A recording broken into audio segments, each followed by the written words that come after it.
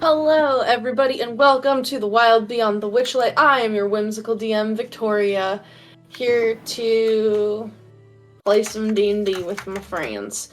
Before we get into it, we've got announcements and recap to do, so Kristy, if you could be so kind, roll that heckin' clip. Welcome to the show, and now a word from our sponsors. First off, thanks to Little Dragon Corp. Little Dragon Corp is a Canadian-based dice company that supplies all kinds of cool tabletop gear. Check them out on their Twitter at LittleDragonCo1 to stay updated on all their awesome products. Remember, you can use our brand new coupon code BONUS when you head over to littledragoncorp.com and get 15% off your order. Once again, the coupon code is BONUS, BONUS. Also thanks to Cardboard Castle Games. They are a lovely little brick-and-mortar game store local to Evans, Georgia. Remember to go check them out if you're in the area. Stop by and tell them that Proficiency Bonus sent you, and they might just give you 10% off your in-store order. If you're not in Evans, Georgia, don't fret. You can check them out online at their website, cardboardcastlegames.com. Also, big thanks to Sirenscape for the amazing atmospheric sounds and music. You can add these sounds and more to your game when you download the Sirenscape desktop or mobile app. The app is free and comes with 20 sound sets that are included when you get started. You don't even need to register. Go to Sirenscape.com to find out more. Additional thanks as well to Adrian Von Ziegler for providing some of the additional music we use here and on Wednesday nights. He's a talented composer with great content usage rules, so go check out his YouTube and Patreon and support him if you can. Don't forget to check out our other games. Our schedule's posted down below the Twitch feed. We stream basically every day here at Provo. We have games for several of the major published 5e modules, as well as some homebrew games, and some of our other games feature systems other than 5e, like Star Wars, Power Rangers, and Alien. Hopefully, we have something up your alley. We now have a community Discord with public channels. Please come check it out and come hang out with us.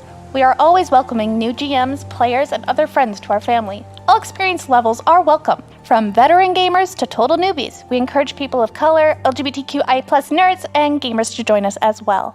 I think that's everything. Back to you, DM. Wow, Kristy, thanks so much for doing those announcements. The way that you read the script almost perfectly every week like that is great. I think you could kind of like tighten up the lines a little bit. You know, it's not perfect just yet, but you're getting there. Keep practicing. I think you're right. I think a new me is coming. Yeah, you need to get better with like the live recitation of that script. You'll get there. I'll get there. You'll get there. Thanks, boss. Anyway, it's time for a recap. So why don't we pass it over to our resident recapper, Ink. Oh my gosh, are you ready? I'm gonna like totally not say anything wrong in recap ever because I say it perfectly every time too. Well, yeah, I mean you pre-recorded, so yeah, it's all pre-recorded. What do you mean? Yeah. So here goes our pre-recorded recap. So last time on Wild Beyond the Witchlight, the party met the intrepid Sir Talavar, a knight of most amazing reputation, trapped in a birdcage in a crashed hot air balloon with a dead companion. After some questioning of his quest and the nature of his predicament, Sir Talavar explained that he had an encounter with we're learning to be local not nice lady, who essentially did not care for the fact that he had come on behalf of fairy royalty, and essentially put him in a little cage. And when they attempted to flee, the unfortunate winds, they did not ask for a wind's blessing. The balloon went down, crashed, and that is how the party ended up finding Sir Talavar. With no possible way to open the cage, the party was forced to take Sir Talavar along with them as they go and attempt to find someone only known as the Watcher. The Watcher would be able to tell them what they need to do, where they need to go. The Watcher knows things. The Watcher sees all. So, the party set off once again with Sir Talavar in cage, in tow. It is very wet. The waters are still rising. everyone is most definitely in a good mood. My character can't smile.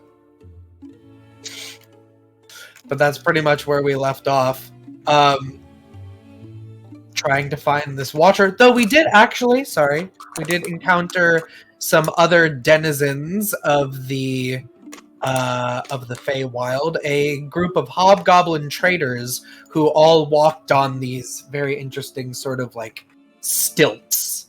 We exchanged some information with them, learned a little bit more about what it means to be thankful for something, and to not always give thanks when you don't need to, because that means that you've been given something of importance worth thanking someone for. After our encounter with the hobgoblins, though, we continued on in I believe it was a thinking of a northeastern direction? Thinking of a northeastern direction, but then you were also informed that you could think of, like, wanting comfort or rest. Oh, yes, sorry, because there was an inn, that we were close to. An inn that is very peculiar, an inn on legs, with very, very kind, proprietor. The rest of the party went to their rooms, and Ego remained in the main sort of sitting room with the hearth, having an interesting conversation. Yes, I remember. Yes. It's been a little bit. Sorry. Thank you very much for that. You can take the Bardic Inspiration, and so can you, Kristy, for your contributions to the stream. So, yeah, I mean, we're gonna get right into it. So, last we left off... Oh, sorry. I have to send a message. Last we left off, as I had mentioned, our party had encountered the inn at the end of a road, a tavern with dozens of legs that could walk itself through these swamps, and were permitted entry into the space. They were greeted by the proprietor, Sue Harabax, who gave them rooms and taught them a little bit about the rules of Prismere. 3 of our party had gone to their respective rooms to relax and get baths and wind down, but our resident witch, Ego, took herself to the common rooms, where she encountered a gnomish individual who appeared to be asleep, head down, at a table. A massive pelican smoking a pipe who appeared to be reading some sort of a book, and sitting in one of the 2 armchairs by the fire, a man with a shaved head who was just staring at Ego with a overly large smile on his face. So let's just pick it right back up with Ego, and just, I know you were reading your mother's book, I believe. I was, yes. Yes. Is there anything else that you want to do while you're in the space?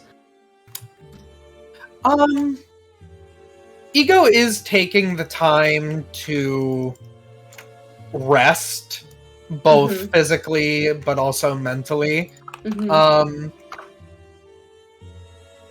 I will probably eventually need to sleep, but I might like to see, after resting for a bit there and enjoying my book, perhaps seeing what that pelican individual was reading. Okay. Yeah, so I would say with the time that everybody is going to spend in their baths, and if you wanted to take like a short rest, you can totally do that, and that would time up with everybody, like, unless you want to spend more time finishing up your lovely little baths in this sentient space. I believe Clover was taking a bubble bath in a clawfoot tub. Dawn's bath turned into sort of like an herbal infusion with dandelions, and Dove was sent to a little personal onsen that had like a steaming area that she thought were throwing rocks. But all of you are there and can spend however much time you'd like, but after like you can be finished up and dressing and ready to do your next thing after about an hour. So everybody can take a short rest. Yay. I guess. So Spells back. I will get back to Ego in 1 second. Just real quick for the other three of you. Following that time, what would you like to be doing?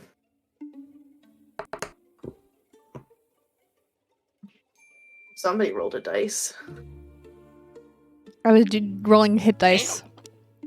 Yeah. They be healing. I'd Yeah. be healing. Where's Ego sitting in the common area? So Ego went to one of. Oh, you can go ahead.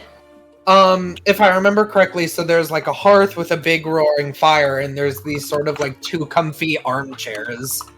And I'm sitting in one of the armchairs, and the smiling gentleman was sitting in the other one. Is Dove going down to the common room? If there wasn't anything that catches her interest in her room, probably. Yeah. Yeah. The room was comfortable but plainly appointed. And the other than the door to the bathroom that kind of just appeared on the wall when you thought of it, the only other thing that I would say was of particular note is that when you look at the pictures that are framed on the wall, the like landscapes that you're seeing there are and Dove would not know that this is what it is mechanically, but the landscapes that she sees are scenes that are the most like incredibly beautiful to her. She doesn't know that everyone else is seeing something different, but like there's just these like beautiful scenes, Really pretty. maybe with like animals grazing or like running through the forest, like things like that. Whatever would be beautiful to her. Yeah. Makes sense. And your clothes she'll when you go come out of the downstairs. your clothes, all of you when you come out of the bath have reappeared on your bed, freshly laundered and folded. Ooh. Is anyone else going downstairs?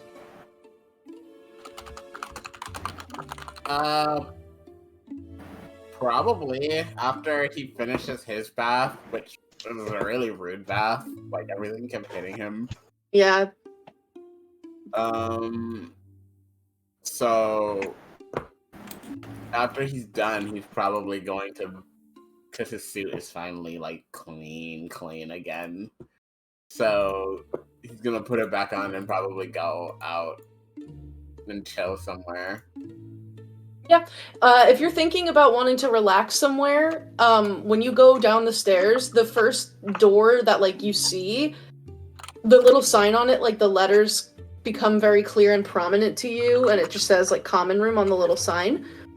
So I think like for Dawn and Dove, you'd probably be heading around within a few minutes of each other. And for Clover, what are you getting up to?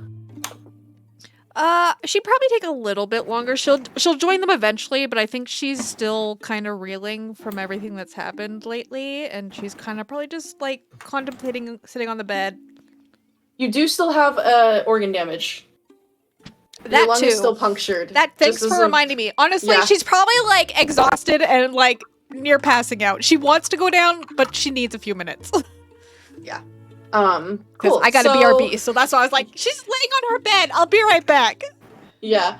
So, Ego, after about an hour, you can take a look around and peek over at that pelican individual. Why don't you roll me a perception check? If you're just staying seated, or are you going over to talk to them? I'll see if I can see what the book is from my seat. Mm-hmm.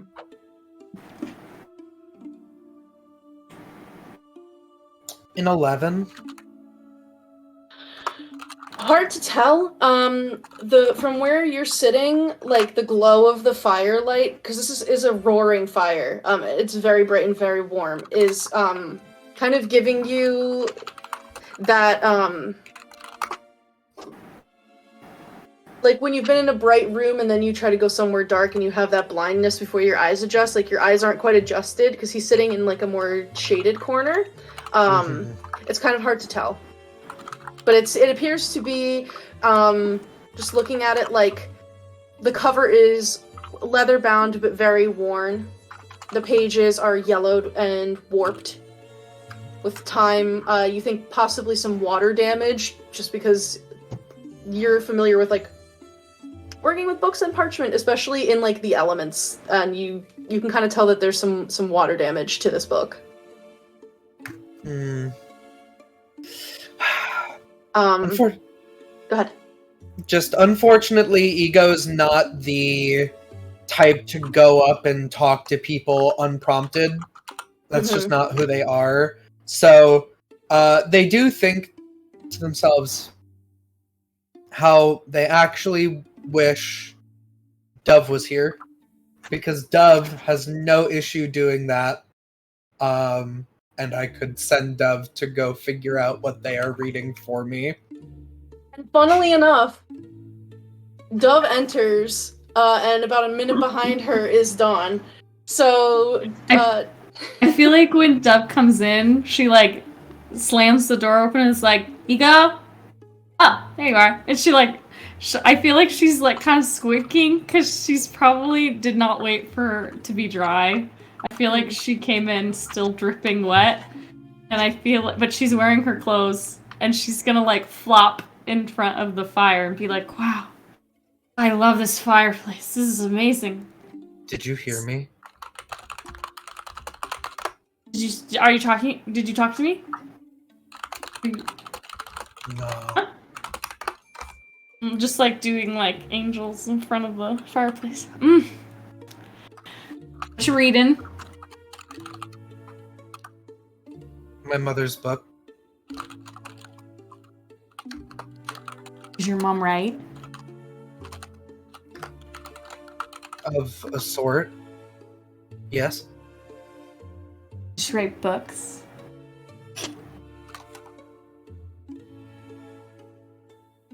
Yes. Like, you know what I mean, like saucy books? Does she write like saucy books? What kind of books does she write? There is a sauce in here. Ooh. Wait, you should read it to me. 3 carrots. Ooh, carrots. Tomatoes. Pureed. Oh. Okay, this is Celery. interesting. Oh, stunning. Celery. A linguine. Spagliato. Pagliata. Prosecco in it. Is that Really quick, just as a point of reference and recall, because Eagle was the only one who actually saw this. So, Dove, when you walked in, you could see to a table just off to your right, there appears to be a small stature individual who is just wearing like basic like outdoor clothing, and she is like completely asleep, like resting her head on her arms like that. And then in the opposite corner, like straight in front of the door at a table, you see a giant pelican who's like over 10 feet tall.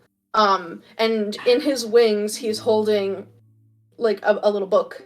He is wearing a naval captain's hat and a little jacket it's like a navy blue jacket with like little gold buttons and like insignias on it. And he's smoking a little pipe and reading this book. And then at the fireplace, there are 2 plush armchairs, worn, but overstuffed and comfy and mismatched, just like all of the furniture in this room. In one armchair, you saw Ego, who you approached, but in the other armchair, pulled very close to the fire, which is massive and roaring and like hot, is an older half-elven individual, clean-shaven and bald. He appears to be wearing like a all black like suit, but he has this like big chunky knit blanket that is pooling like all over his lap and on the ground. And when you first open the door, because he's sitting, like his chair is closer to the fireplace than Ego's, but he is like sitting in his chair at the fireplace and just has his head turned and has this Oh. massive grin at Ego. That's right. And as soon as you walk in, he turns to you and just stares at you, smiling, unblinking. And you go and you sit down. You're like 2 feet from this guy, and he's literally just like sitting there next to you. And he's not turning his torso, like it's just his head, and he's just smiling at you. And he has this like over large grin, and these like dark. His eyes look like his irises are black. I'm gonna like. So just so you know, when smile you're at having him. this conversation, when you're talking about sauce, there's like this man like literally right next to you, staring at you. I'm like leaning forward, like listening to Ego, like, oh, and then I like look at the man. I'm like, and I'm gonna like stand up and get closer to Ego and be like, kind of like whisper under my breath, like, what the fuck is up with this guy? I like friendly, but he's like really friendly. I don't know. Okay, just gonna. Anyway, this book is a collection of my mother's knowledge. Oh. Okay, I'm starting to get the sense it's not saucy knowledge. It's maybe just knowledge. It's cool too. Yes, What's the most interesting thing she ever wrote? Well, first off, I was trying to make a joke with the sauce, but apparently my delivery was too dry, so I'll work on that. Oh, I get it now, and I think it was pretty good. She doesn't put recipes in here. That wasn't the joke I thought it was, but Ego, it's good. It's good. Maybe insider knowledge, but it's good. Also, to answer your question, I don't know. My mother liked to write things in rather esoteric form. It was never meant for me to read. I don't think, at least not yet. So I'm translating it as I go. Oh. So the most interesting thing that she wrote is, and I kind of flip through all of the like very heavy kind of like gilt and illustrated pages to wherever my mother finished writing. And you'll see there's like a chunk of pages that are completely unwritten in. It's not complete. I would assume probably whatever she was writing at the end here. Oh. Yo, have I ever asked what happened to your mom? I went away because I didn't listen. I didn't follow the rules. And when I came back, our house was empty. So I waited. But she didn't come back. But I'm trying to figure out what she wrote in case maybe she left some sort of clue. But I'm starting to hit a wall. I need to make my own notation in the book.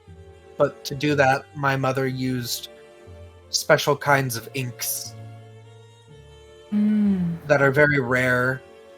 She would either make them or possibly trade for them for people that came to our home, and I don't have any more.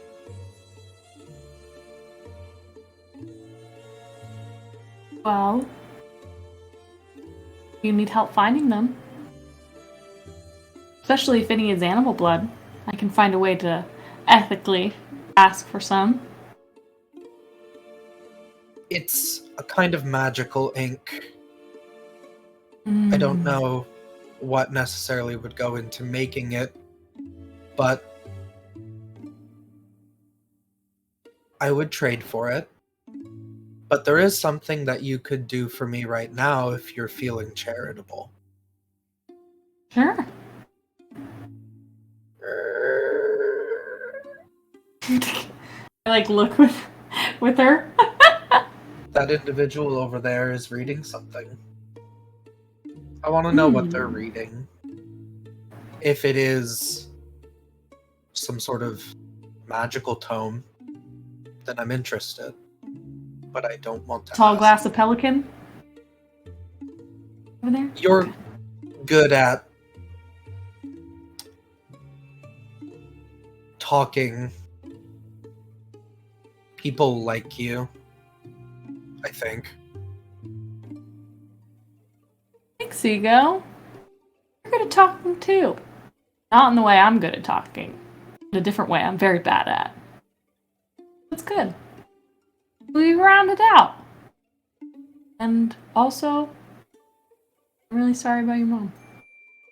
I'm gonna I feel like Dove's nervous because I think Dove still is having a hard time with a distinction between a wizard and a witch. But I think she's gonna hug Ego a little bit and then be like, "I'll find it. We'll figure it out." Right, so Wherever right as you're hugging them, that is when Dawn probably enters the common room. Oh hey! I'm gonna trade off Ego for the pelican and wave at Dawn when So just kind of let them. yeah, Dawn, you see the same things again. That it's shorter, possibly gnomish individual asleep at a table. There is a giant pelican in naval captain's regalia sitting at a table reading a book and smoking a pipe. And then as you walk in, there, right after you spot Ego, you see a bald, half-elven individual in a black suit who instantly, as the moment you enter, attention shifts to you and is just smiling at you, unblinking, as you enter the space. I want What's Dawn up to to talk you? to him so bad. Do you say that to him? Yeah. Hi. Oh no. What's Oh, wrong no. with you? What do you mean? I'm just a little fairy. Nothing's wrong. Just a little. What's your fairy. name? You're Hi, welcome. What's your name? Why don't you pull up a chair and sit with me? I don't think so. I'm Donald. Hi. So Are these your friends? And he just points, pretty much pointing his finger, reaching over right into Ego's face, and then, pointing over at Dove as she's approaching the pelican. Allegedly. Oh, they're so interesting. I'll be your friend. I don't want you to. You will. In time. What the fuck? What? Right. Don't talk to me again. Goodbye. Bye. He's gonna walk over to the other people. And he's gonna point back to the dude over there and say, "That guy's a freak." Ego's, basically right next to him. I actually chose to sit near him. And also, as a point of note, Sir Talabar has fallen asleep in his cage, which is planted right next to your chair. Yeah. Keeping an eye on him. He's curled up in there like a little cat. But yeah, so, Dove, are you... What is your approach method for the pelican? What's the vibe? What are you doing? How are you going about this? Can I get a quick insight check to see what maybe this man's vibe is, to see what he'd be most, what method he'd be most amenable to? Yeah, you can roll an insight check or a perception check. Okay, I'm gonna do.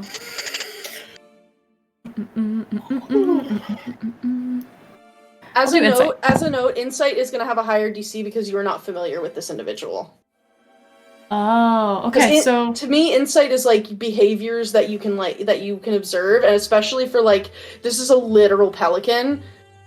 It's the kind of thing where like the less familiar somebody or with something the is, the expressions. harder it will be. Yeah, so just something to keep Okay. in mind. I feel good with a dirty 20 for insight. Yeah, If that's okay. yeah, that is pretty good. Yeah, so yeah, Danica, that gif is like basically what you're shooting. That's accurate. Hey, Yeah, so as you approach this individual, you can see that his he has these like two beady little black eyes that are set into his face, and his brow is furrowed, and he's like looking very intently at this book. He like didn't pass any of you a glance when you walked in here, and as you're approaching, he's not really looking at you now. He seems very focused on what he's doing. However, with the dirty 20, I will say you do see that like as he like takes the pipe out and like blows out some of the smoke, like his bill like moves a little bit, and you kind of hear him like mumbling. You can't pick up what he's saying, but he's mumbling something. He pauses a little bit, he mumbles again, and then he puts the pipe back in his mouth. Mumbling. Interesting. Okay, when I come up, I'm gonna kind of like lean into his line of vision, and I'm just gonna be like, "Excuse me, sir. I'm so sorry to bother you. It seems like a great read. I was just so curious. It seems like such a good one. Can I ask what you're reading?" So, in order to get yourself into his line of sight, you basically are like putting yourself like right up by his book because he's like. So you kind of do that, and short, so probably easy. He finishes reading the other page, like he waits like a minute. He finishes what he was reading. He turns his his little like white feathered head and long yellow bill and looks at you and says, "Is that alright, lass? You're interested in the sea?" I mean, you seem very interested in it, and if it interests someone so much, it must be interesting. So I would love to know. Man, some space. And he he gestures you back a little. He's not pushing you away, but he will close the book and like lay it down between the two of you. You can see it is a book called Celestial Navigation Advanced Studies, 8th edition. Celestial Navigation. Advanced Studies. Studies, 8th edition. Okay. And are you a seaman?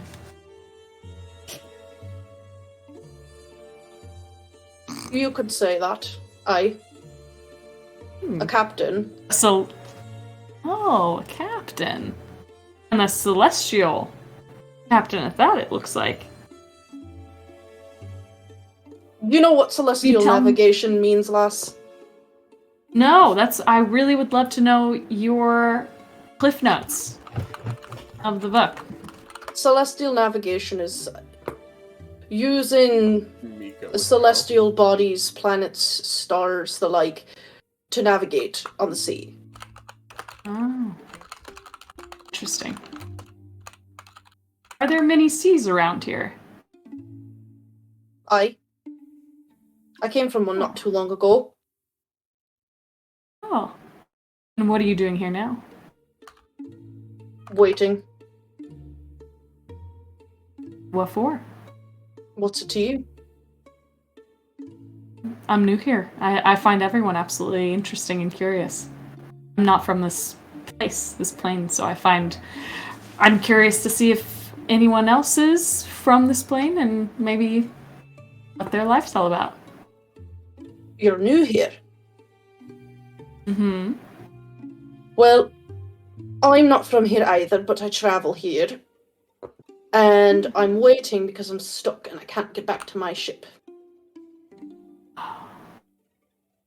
Why not? The mists, lass. You haven't seen them. Oh. I guess we've heard a bit about a mist and seen a bit of mist. They're blocking you from the sea? They're blocking everyone from getting anywhere once they're here. Oh. Unless you have That's a good to guide, which know. I am not a guide. I see. So you're kind of waiting it out to see who fixes this thing. Sue and I have done business together for a long time. I help stock her tavern. She helps to send able-bodied workers my way, for anyone who's interested. Was bringing her the latest shipment, and the mists came down, and I've been here since. I'll get back soon enough. Well, I wish you luck. I'm gonna look at Ego. I feel like I feel like she's genuinely curious whether or not Ego is actually interested in the book, and if he heard. But I feel like she'll just be like, "Well, maybe I'll get to talking to you again while we're staying here. What's your name?" You can call me Captain Baja, and if you ever need any supplies, you just let me know. I have an associate who Thank can you help. so much. You're an associate of Kelp? No, I have an associate who could help. If you need anything, you said Oh, you that knew would around help. here. And Yeah, who's this unfortunately, associate? you hear him, he mumbles again and says, alright, got business for you, and opens up his bill, which you can see now is filled with water, and emerging, from up like in his throat pouch, is a pop-eyed goldfish with pure white scales. His black eyes are bulbous and are moving independently of each other. Oh. And he's tiny. He's like less than a foot from his mouth to his tail fins, and you can see immediately as he like pulls himself up to the edge of Captain Baja's bill and holds himself up there. He has these like long, wispy, beautiful flowing fins, or you think they would, but when they're out of the water, they droop like wet tissue paper. He pops out of the mouth. And out of like the edge of the mouth. I'm sorry, I have to be a little bit quieter. And says, "All right, Captain. You said I got customers. Oh, is that you? Hi. You buying?" Yes. Yeah. What's your name? What do Yes. you want? What are you looking for? What do you got? Well, I got pretty much anything you could need. You need basic supplies. You need tools. I got it. We We don't have anything. Got some weird shit. I got some scrolls. They're a little wet. Oh, all this Armor. sounds. Weapons. Wow. And your name? Moby Richard. Moby Richard. Oh my god. Vic, Yeah. could I do a roll here to see if I've been able to eavesdrop just so that I can react accordingly to this part of the conversation? Yeah, I mean, they haven't exactly been quiet. You Yeah. don't really need to roll. Like, Okay. if you take the time to listen, like no one else is really being loud, so Yeah, like 'cause you can was- hear. So when you looked at me earlier, when he was talking about the book, Ego was like, this guy, especially when this guy I listen to, and then when he says scrolls and weird stuff, my ears wiggle. Okay. Wow, we are interested in a lot of that. Yeah. One second. Hold on. You think about it. He dunks back under the surface of the water inside of Because he needs a the breath. captain's bill, and then a couple seconds later comes back up. All right. What do you need? I'm gonna let you rest, Moby. Mr. Richard, thank you. I will let you. I'm gonna consult my friends, and we will come back to you and give you some good business. Thank you. Oh God. Oh, I need to start swimming more. My gills. Oh my God. And he'll You just let Captain know when you need to buy something. I'll be here. And he goes back under the water. Thank you, Moby. Thank you, Captain Baja. What's the last? Yeah. I'll return to those two after and let them know what I heard. Yeah, both of you, unless you were extremely focused on something else, witnessed this entire conversation. So, yeah, there is a giant pelican with a goldfish living in his bill. So it was a book on celestial navigation. Don't know if you were super interested in that, Ego. Maybe, maybe not. Haven't had you pegged yet for seaman, but that's what it was. And then Seen also, the ocean, no. oh, it's beautiful. We should go. Apparently, the mists are also keeping him from doing his whole life. So, I guess there's a lot of reasons why these mists and this lady's gotta go. Also, there's a goldfish in his mouth, Dawn, and I think we need a savvy business person such as yourself, because I'm very bad with money. So. They don't do money here. They do business and trinkets. Same deal. There's deals. Not jargon. Legalities. Loopholes. Sure. Uh-huh. Oh, your biz. You maybe do that. Well, have you asked what kind of... He said he had everything. He said he had scrolls, wet scrolls. He said he had general supplies, armor, weapons. He said he had it all. So, sounds like we get stocked if we're heading out. Also, where is Clover? Probably still in her room. She's dying. I She's literally Dying like, I don't even think she's definitely- sleeping. She's just on the bed, not moving. Definitely No. not dethroning a sub right now. Definitely not eating a Subway sub right now. Not at all. Did not order the room service. Actually, she might have ordered the room service and just not moved. She probably did. Service. She has a punctured lung. You did notice, like, when she went to her room, she was definitely, like, favoring one side more than the other. But she was trying to maintain, like, the face, like, that her face was fine, but, like, her body couldn't hide that. It's rough, buddy. Maybe we should buy something for Clover. Heal her up better. Well, I think that Clover needs to see a healer. Yeah. But we are a little bit... We don't have a lot of things. We do not have a lot of... Definitely not. There's another cat here. I've not gotten to study the... I'm sorry, that was just so distracting. Perhaps like there's another cat in here. Just cats. Just cats everywhere. Why are you like this to me? I've not... When he says scrolls, he may be referring to magic. Of which I only on very rare occasions have gotten to look at genuine scrolls. Normally, ones that Mother felt like trading for, though they are generally, how do I politely put it, worse than our magic. But if it's a scroll from this realm, it may actually be talking of the old magic, of which I'm very interested in. Maybe we should take a look at them.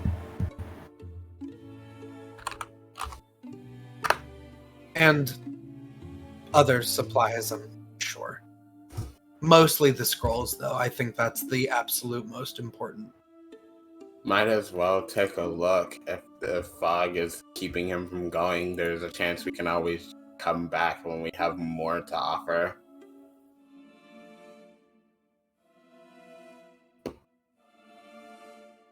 He also said he wasn't from here, so maybe he does take things other than trinkets.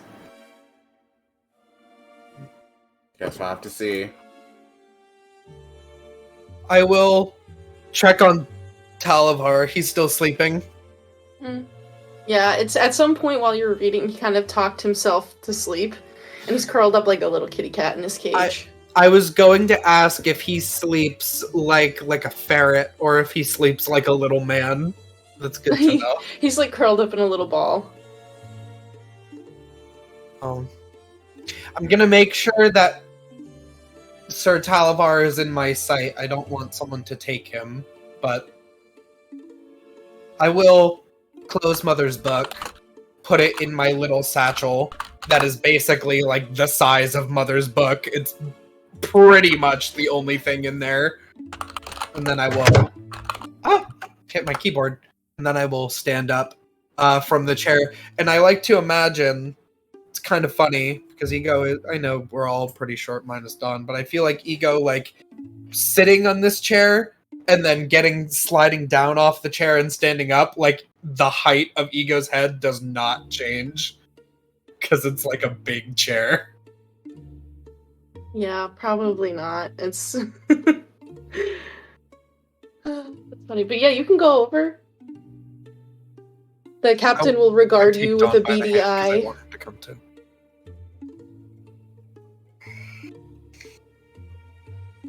I help you. I would like to talk to the fish in your mouth. Just a moment. And he will open his mouth, and once again, you can see that his like bill, his lower bill, like at the bottom, is just filled with water. And it's dark. And after a few moments, the surface breaks as this little white pop-eyed goldfish pulls himself to the edge of his mouth. His eyes are just like spinning wildly until one of them focuses on you. Hi. Yeah, can I help you? You want to buy something? You selling something? You trading? What do you need? Okay, Dawn, ask him.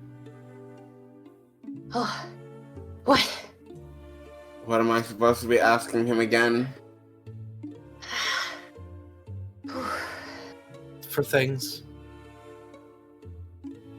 The supplies Scrolls. and scrolls. The wet scrolls. Yeah, how do you do business? Is it only in trinkets, or is there anything else we can use to offer trade with? I mean, trinkets are typically the widely accepted currency here in the Feywild, where we've been doing business lately, but anything valuable, really. You know, you find anything weird out there, and it just seems weird, and you don't really know what to do with it, you don't want it, I could take a look at it for you. Maybe trade you something for it. If you just find supplies, armor, weapons in good condition, happy to take those too. There's always someone who needs them. Okay, interesting. Yeah. You sound very labored. I'm a fish out of water. What do you expect? One sec. And he like dunks his like bulbous head under the surface, shakes it, comes back up. Oh, okay. Yeah. Wow. So, what do you want? What kind of scrolls do you have? Are they arcane? Yeah. I mean, how many are you wanting to buy? You just want a specific one, or you want to like know all of them? I'm interested in scrolls. A pearl. Uh-huh. Or enchanted inks. Uh-huh. Yeah, where are you from? You're not from here? Material. Which one? There's a lot of them. The one I'm from. Sorry, What's a major? Do you know what major cities are around? Any kind of interesting landmarks? Where do you work? Names of the oceans? Waterdeep. Oh, okay. Yep, alright, you're from Toril. Alright, yeah. Okay, that helps. It's Toril. Okay. That's where you're from. So let me, I'll explain this to you in a couple different ways. Help you understand. So, most things I got, I'll trade you for trinkets. You find weird shit, I'll trade you for that. If you want, you're using a pearl to cast a spell, right? You look like the spellcasting type. I see a book there. Me too. Okay, so I put like my hands on my don't look at my book. If you need components, I usually got most of the ones that you need. Probably worth about, where you're from, up to 100 gold pieces. I ain't taking your gold though. Don't really use it, except out of very niche circumstances, and we got enough of that already. That's good. I don't have 100 gold pieces unless I take a coin and I break it into smaller ones. Yeah, no, that doesn't count. But if you need the paper, you need the spell components, I got it. Usually in that kind of quantity. I make more, but I need time. If you want something specific, I can probably make it for you. Hold on. He dives down under. Comes back. Oh, with enough time, I can make you a scroll for whatever you want. What I got right now... Okay. Please listen closely. I do not want to have to recite this again. Right now, I have made... For the first Sphere of Power scrolls, I got Absorb Elements. I got Arms of Hadar. Lovely individual, by the way. I got Compelled Duel. I got Detect Evil and Good. I got Divine Favor. I got Elemental Strikes. I got Fairy Fire. I got Jump. I will give all of these to you guys. For second level, I got Air Bubble. I don't know why someone would want that. I got Detect Thoughts. I got Earthbind. Find Steed, Lesser Restoration. Locate Object. Magic Mouth. Nathar's Mischief. Not a nice individual. God, it's going faster than I can type. You don't have to type it. I'm gonna copy paste it to you at the end. Okay. Pass Without Trace, Zone of Truth. Anything beyond that takes a little bit more time for me to make, but I got a couple things. For the third Sphere of Power. If you want to counterspell or dispel magic, Lehman's Tiny Hut, Real Weirdo, Revivify, or Summon Fae. I got one of each. Fourth Sphere of Power, I got a Death Ward. That's gonna cost you a pretty penny. And my top shelf took me, I don't even know how long. Took me so long. Greater Restoration, I got one. And that's it for scrolls. I got some weird magic shit. Sometimes we find it. Sometimes people sell it to us. Sometimes I make it. That's what I got. What kind of spell is called Find? I'm gonna put this into vendor inventories channel. Oh, my eyeball. I guess it's nice that it's pretty literal. It'd be really annoying if it was not, I guess. A lot of people around here, in the Feywild, you gotta get somewhere that you're going fast. And the conditions of getting around can be a real doozy. But sometimes just having a steed makes things a little easier. Yeah, that sounded actually useful. On the other one. Alright, I come want on. to pull Eco's sleeve, to gesture to him that I want to whisper. Yeah. I think, isn't that last one? Wouldn't that fix Clover's lung? It is I don't know restorative magic that well. Maybe. Gotcha. I mean, it is restoration of a greater kind. Sounds like the greatest of restorations. Well, I it don't would be know. called Greatest Restoration, I assume. I would assume if it That's was the true. greatest one, there would be a This is- spell called Greatest Restoration. This is They're probably pretty the middle one. It literal. probably goes great. Yeah, it probably goes great, great, or greatest. This is the middle one. I feel like the middle one should heal a lung. I don't know. I was just thinking about it.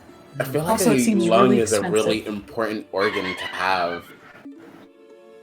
Yeah. I don't know. Maybe a healer would be better. How does A lot magic of those sounded good. determine? How does magic determine how serious an injury is?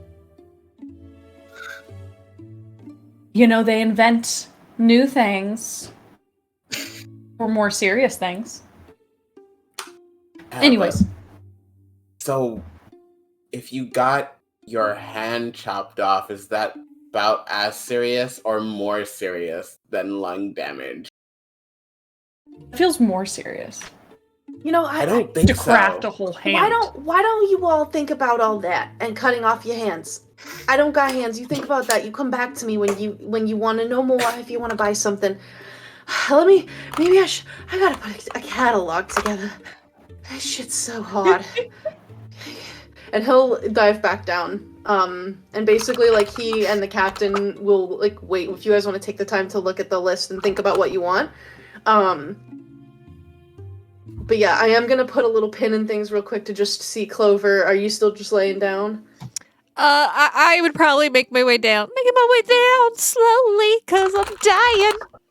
Yeah, so you probably, like, limp in, like, as the conversation with Moby Richard is ending. So, again, you see the sleeping individual on the table to the right, and then across the way, your friends are kind of, like, congregating around this worn, wooden table, seated at which, nestled into the corner, is, like, a 10-foot plus tall pelican. And, like, you guys don't know what Aarakocra are, but, like, this Right. is not an Aarakocra, he's a literal pelican. Pelican, okay.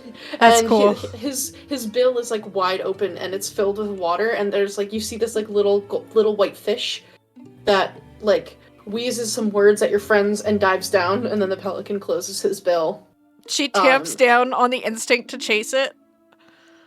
Yeah. And, you actually see that she's wearing her PJs. She's not wearing anything that's, like...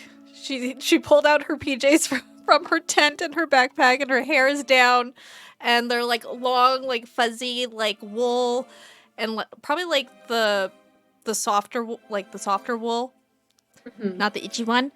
Yeah. And they're pink, and they're white, and she comes and sits down with everybody. Yeah, so, and as you enter, you also, like, the bald-shaven, like, half-elven man in the black suit, his attention goes from, like, passing between the three of your friends, who as soon as you enter, is staring at you with, like, this big grin and is not blinking, and is just watching you. But your friends are all at the table with this pelican individual. You can see there are a couple more, like maybe like 2 or 3 more tables of different sizes, different woods, different design completely. And there's not a single chair that matches another or any of the tables in the space. And there's now an unoccupied, like overstuffed armchair seated in front of the fire next to the smiling man. I'm gonna shuffle over to my friends and just sit down. I'm gonna, like, wave to Clover and then, like, look at the gross smiling man and stand in front of Clover and make a stink face at the man. His eyes will, like, slide up to you, and he just cocks his head at you. Did something happen with him? I'll cock my head and give him a crazy eye. He giggles. I don't fucking like this guy. Anyways, we're talking to a fish, Clover. Oh, cool. Yeah, don't eat them. I won't. That was a good joke, me. He pats himself on the back. I don't want to eat. Never mind. She stops talking. I don't want to eat it. What's going on? John will relay the stuff that, like, apparently this guy's some kind of merchant and go over other stuff that he's, like, offering. That's a lot of spells.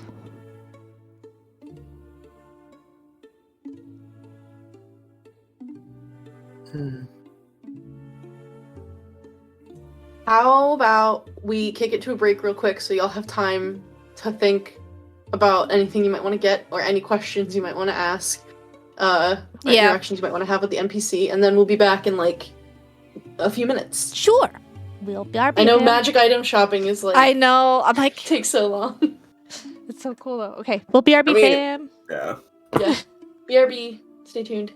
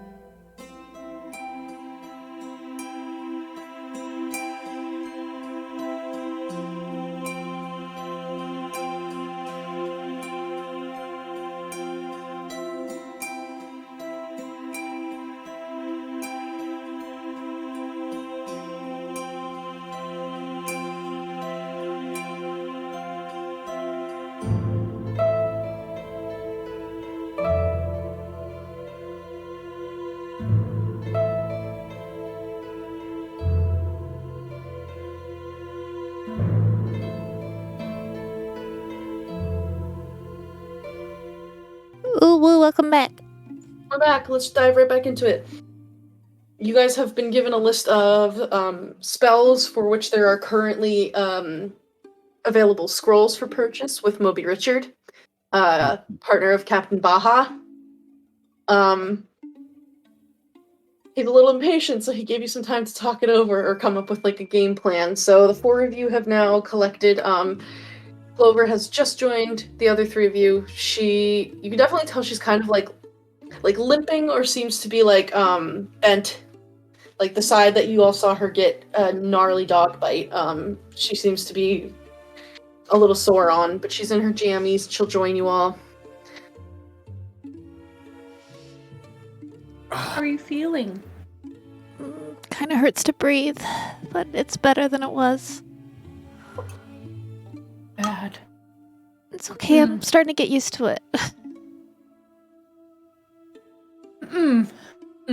Not I really. need to find you a healer. Yeah. Not really a good thing. We can focus on what we are capable of doing right now,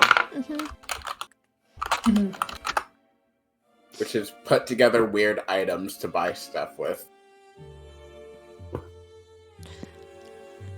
Ready. I will try to make an offer.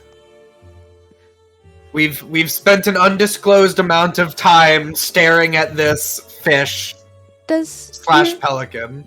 I wonder if he has like rations or food to like hold us over once we leave the inn.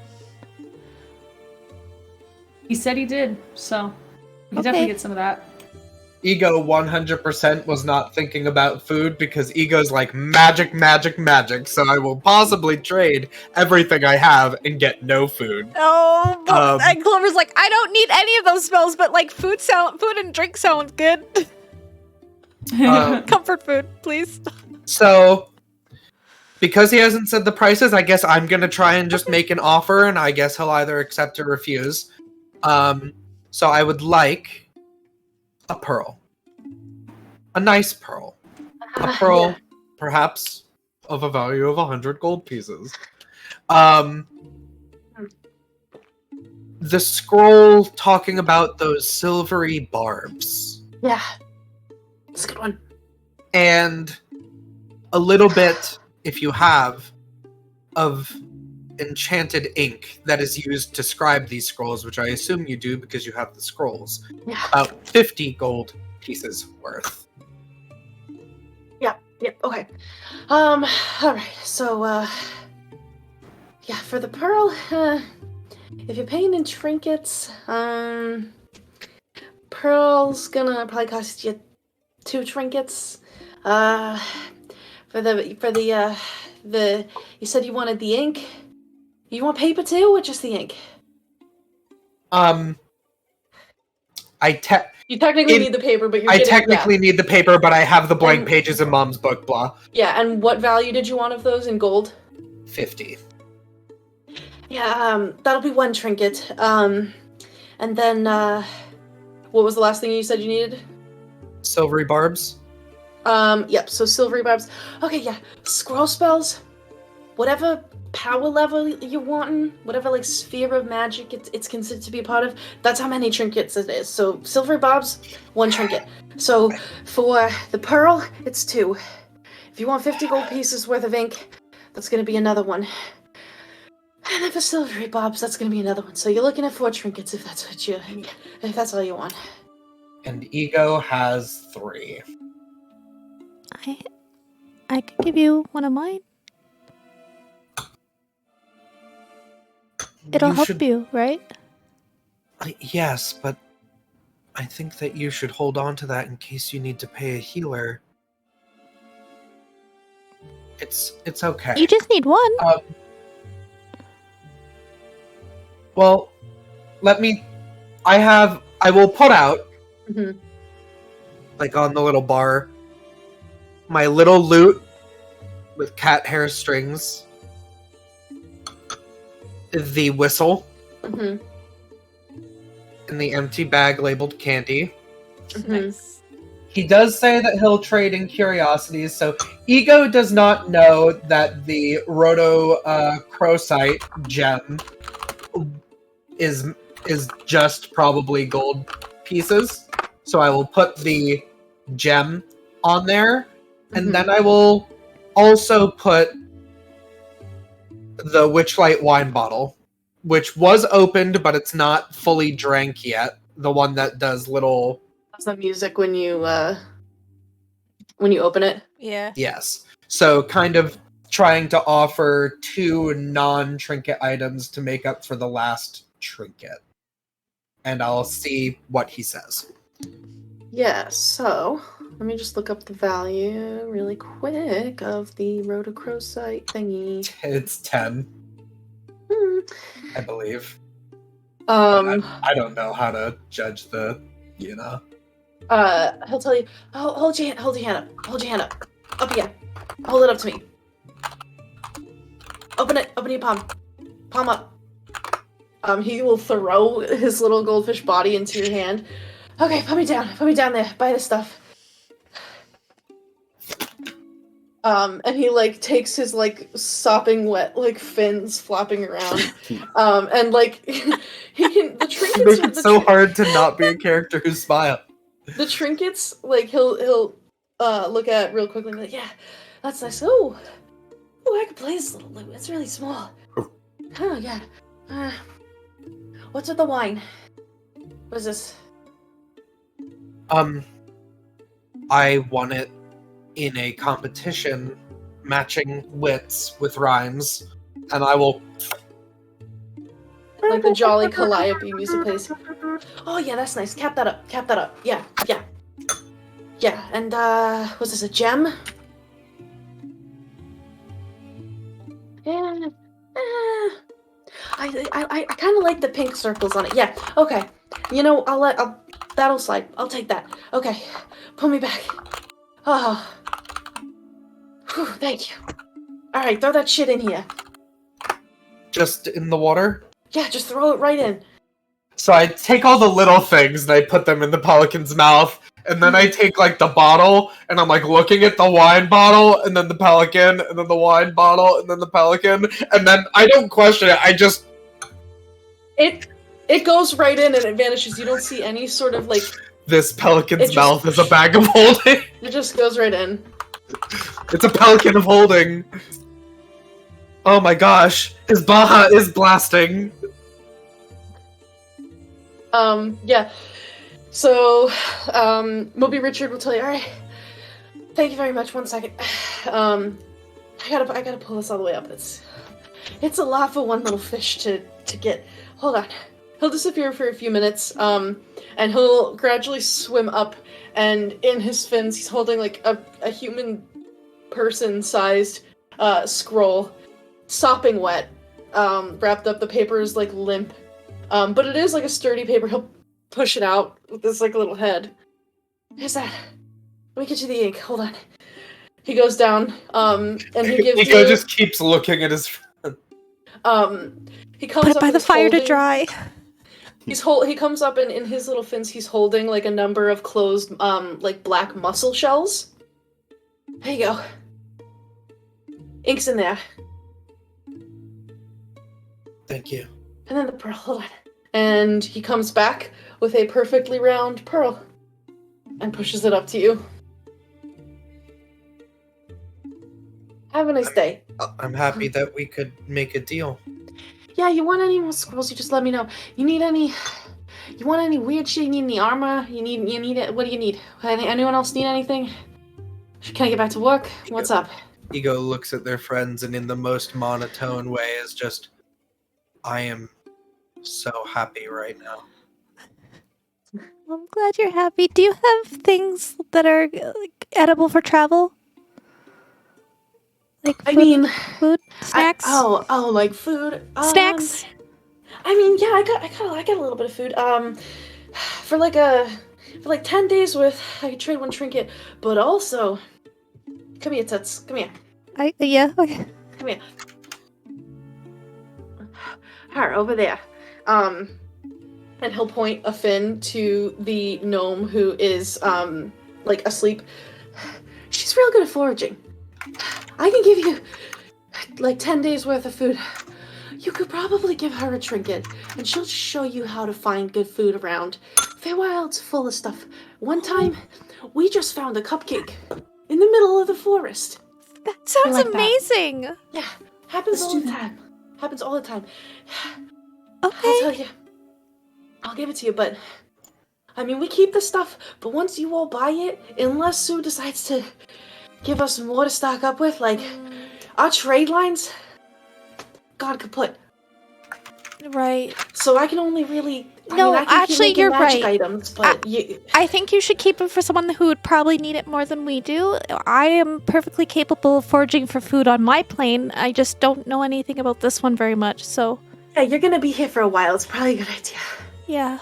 Okay, thank you. Nobody can get out, so you should talk to her. Just be gentle. I will. Thank you. Yeah. Do you want anything else? Anything I got? Yeah. What's up? I get 4 sets of those stilts that people walk around in the marsh. Stilts. Oh, like that? What the hobgoblins got? Yeah, you have any of those? Yeah. You want stilts for 4 people? I don't need any. Yeah, how much is that? Oh, you don't need them, that's right. Let me see how many I got. 1 second. And he will swim down, and after a couple minutes comes back up. Yeah, I got like 5 sets in here. They're not in great condition, but I'll give you. You want 4? I'll give you those for a trinket. 3. 3? A trinket. 4. Okay, 3. All right, 3 is easy. Yeah. 1 trinket. How about put out my magnifying glass with no lens? Hold it. Just put it right over me. I can fit in the space. Just put it right over me. Cap, don't mind. Yeah. This is real nice. I could use this. Yeah. All right. Let go. Just let it drop down into the water. I got it. And he'll take it and swim away. And several minutes goes by, and eventually, oh, Groovy Bot, why are you acting up? Please play music, Groovy. Okay, if someone can try to make Groovy behave, that would be really cool. I don't know why he's silent all of a sudden. Okay. Let me see. But yeah, a couple minutes go by, and Moby Richard does not emerge from the bill. And eventually, this like throat pouch that is hanging from the captain's bill wobbles, and is like moving around. And the captain had been holding his book like over to the side with one wing while all this was happening and was reading, but he feels that and eventually snaps it shut.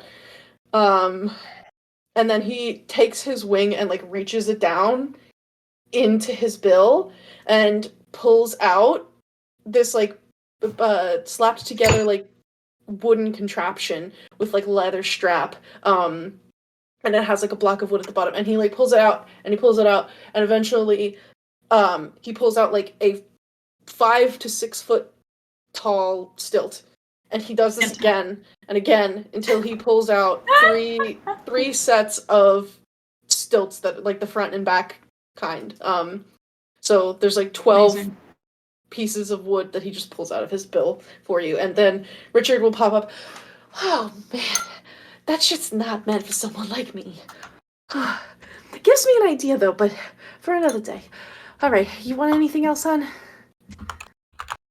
I am good. That was incredible. Thank you. Uh-huh. What about you, kid? And he'll lick a fin at Dawn.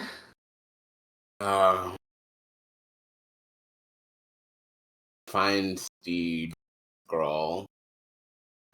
I am interested in getting something more protective for my body, but I'm going to assume that's a little bit more pricey.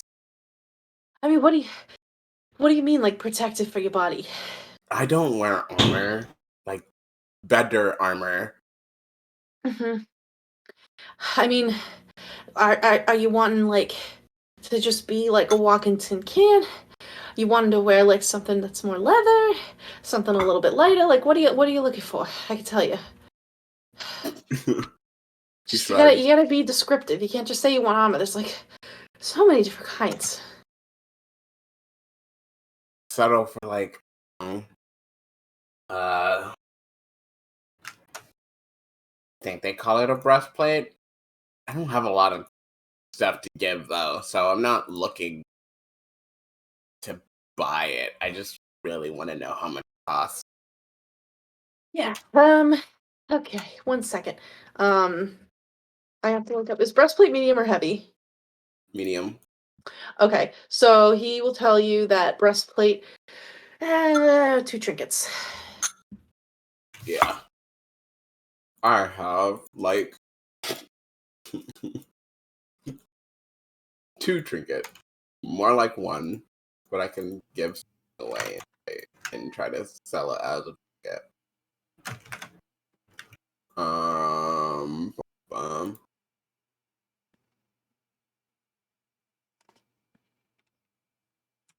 I'll pay for the fine steed, and then I'll come back later for a breastplate. Yeah, okay, yeah, so Fine Steed is gonna cost you, 2 trinkets. Yep. I'll give over the alabaster mask Oh, that's, and oh, what were you doing with this? This is huge, I can't wear this. Someone will, though. and I'm going to I'm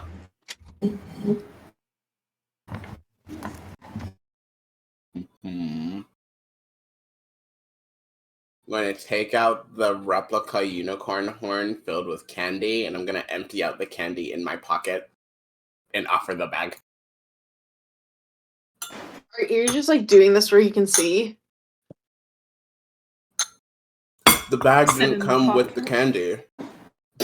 What do you mean? It was full of candy. Yeah, but the bag wasn't created with candy in it. What do I want with this shit? You're not even giving me any of the candy. I'll give you... Can you even eat candy? You're a fish. Yes, I can. I let it dissolve in the water a little bit, and then I take little bites. Why you gotta be give you- racist? No. I'll give you half the candy. I just don't think that seems very healthy for a fish. I mean, I'm not the only one that would eat candy. Cap eats candy. Cap loves candy. Right, Cap? Half? You want half the candy? I want all the candy. What are you doing? You can give me half the candy. I'll give you half a scroll. What are you gonna do then? Technically, the way this is going, you should give me 3/4 of a scroll. But I'll give you Why? all the candy, since you're being a Scrooge about it. I'm not being a Scrooge. I gotta make a living. Apparently not, since you're just gonna eat the candy instead of sell it. Well, that means I don't gotta buy any more food.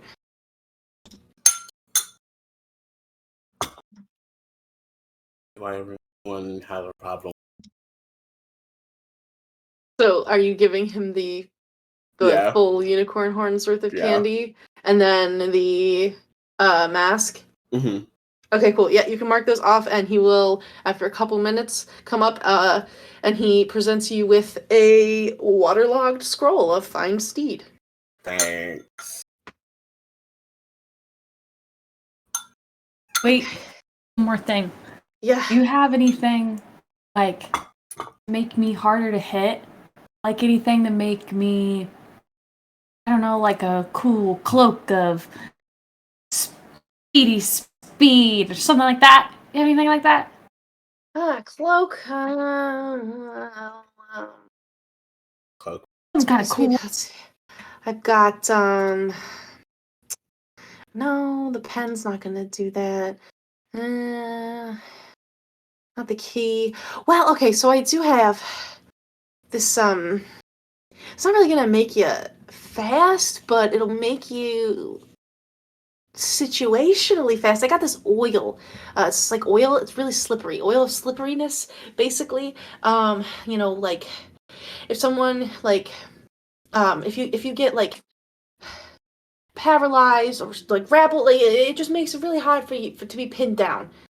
You'll do real good passing over all kinds of like rocks or shrubbery, any kind of difficult terrain. You can also pour it on the ground and make it real greasy. I mean, if you want a cloak that can do something for you, I could probably make it. I just need a little bit of time. And if you could bring me, I would need you to bring me something that would represent whatever effect you're looking to put into it. And I can just infuse it and make it for you. Oh. So if you're wanting to be harder to hit, I mean, well... I bring you a fish? No. Sorry, no. If you want to... Bad joke. Yeah, no. I got my eye on Kind of you. like, you're kind of like slippery. You know? Well, if you wanted to be slippery, I can give you the oil. If you wanted to be hard to hit like a rock, I mean, you would need to bring me maybe some sort of a shell of something magical, like of a creature. If you're wanting to be hard to hit, like you're really fast and bendy, you'd probably have to bring me like, I don't know if I should tell you to... if you can get something from somebody who's fast. Doesn't matter what it is or where it's from, but if they're special and fast, that's kind of how it works. Keep an eye out for that. Yeah. Thank you. Oh my god, I can feel my swing. Do you know what kind of egg this is? Cut off a rabbit's foot.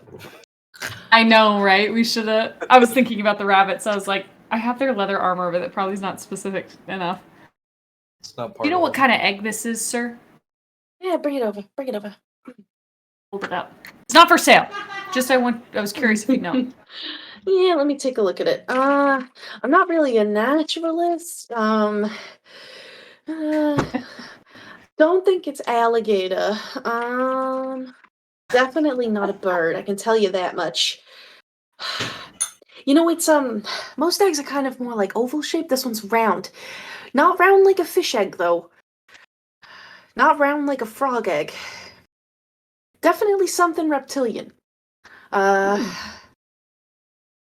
Shell's kind of papery. You could probably ask Rosalie. I mean, when she's foraging, like she sees lots of animals, she kind of knows stuff about like nature. I'm happy to stay in my special little space here. I don't need to be out with the bugs and the birds that try to eat you. Not this bird though. He's a real pal. But all the other ones, Seems like a good bird. The ones that can't talk, real schmucks. Ugh. I don't know. How would I ask Rosalie? Well, thank you, Obi. Thank you very much. Yeah, you got it, Toots. Whatever you need. Is there anything else that any of you need? Anybody at all? Nope. No, I think I'm good. I'm gonna go to Unless Rosalie. you're a prolific healer Yeah, I'll for pull our it up. friend. I'm getting Fred boat going because we're gonna try to adapt. Oh, cool. Okay, Fred doesn't do YouTube anymore. Never mind. Cool. Well, no more music right now. Yeah, so you can finish up your transactions with Richard and Baha. I'm happy that I sent you to go ask what the pelican was reading. We found the Yeah. whole merchant ever. I loved the secret merchant hidden in his mouth. That was fantastic.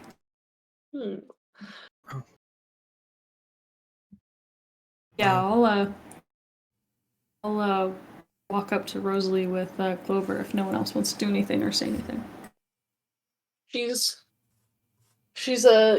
resting on her hands. You can see she appears to be you're familiar with like gnomes from your time at the carnival, and you can see that she's definitely like gnomish. She has just like shaggy, like pinkish purple hair on top of her head in like a little pixie cut, and she's wearing as you get closer you can see that she has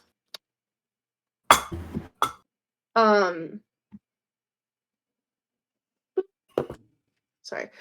She's wearing like a huge pair of dungarees, like the rubber, like the rubber boot like pants, like those, and then she has like the yellow above the knee galoshes on that are just like caked in mud.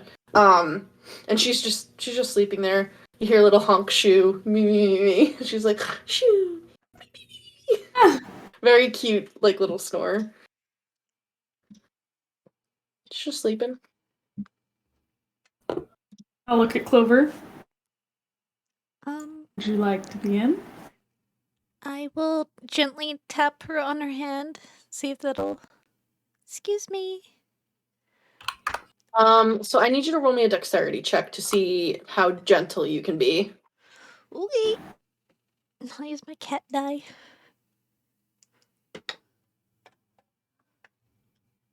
Uh, 15.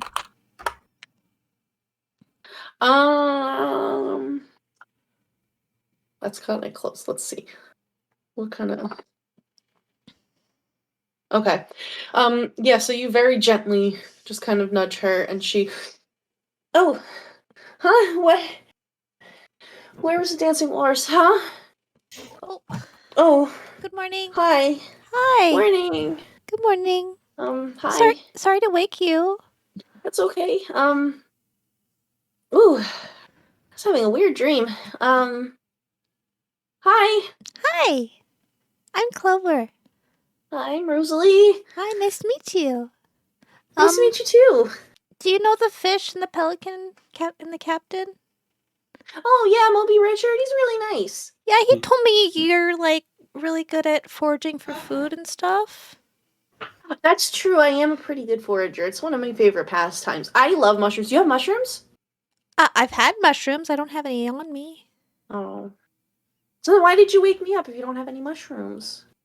I was hoping you could teach me how to find food here in the Feywild. Like you want to, do you want to become a truffle hunter? Oh my gosh, I Sure. love truffles. I can show you how to find truffles and mushrooms and special little plants to have a Ooh. snack. Yeah. I would love to. And stuff to make tea. Do you like tea? Yeah, I like tea sometimes. I think coffee's better though. Coffee can be better. I miss coffee. Yeah, I mean, I can show you how to do that. I feel like I'll probably, whenever Sue has dinner, I'll probably eat dinner, and then I'll probably sleep a little bit more, and then I'll probably go out foraging. Unless you really want to go right now, we can go right now. I'm in my PJs. I'm kind of ready to go to bed anyway. Oh, okay, well, yeah, I mean, whenever you want to go, I kind of come and go from here. I'm kind of, just kind of here in the swamps. Yeah. But if you ever want to find me and I'm not here, you could probably just look around in the swamp for a little while and follow the mushrooms. Yeah, if you can teach me what to look for, I'd really appreciate it. If you want, I could give you a trinket or something. Yeah, definitely. That would help a lot. Yeah. Though, you had a question for her too, right? Me? Didn't you? Kinda. I was Fine. curious. Do you know what? I'm gonna pull my sling around with the egg in it. Like, do you know what this egg is? Oh, look at that. How cute. Where did you find that? Can I see? Not for sale though. I'll Well- hand it over. Okay. Got it from a hobgoblin.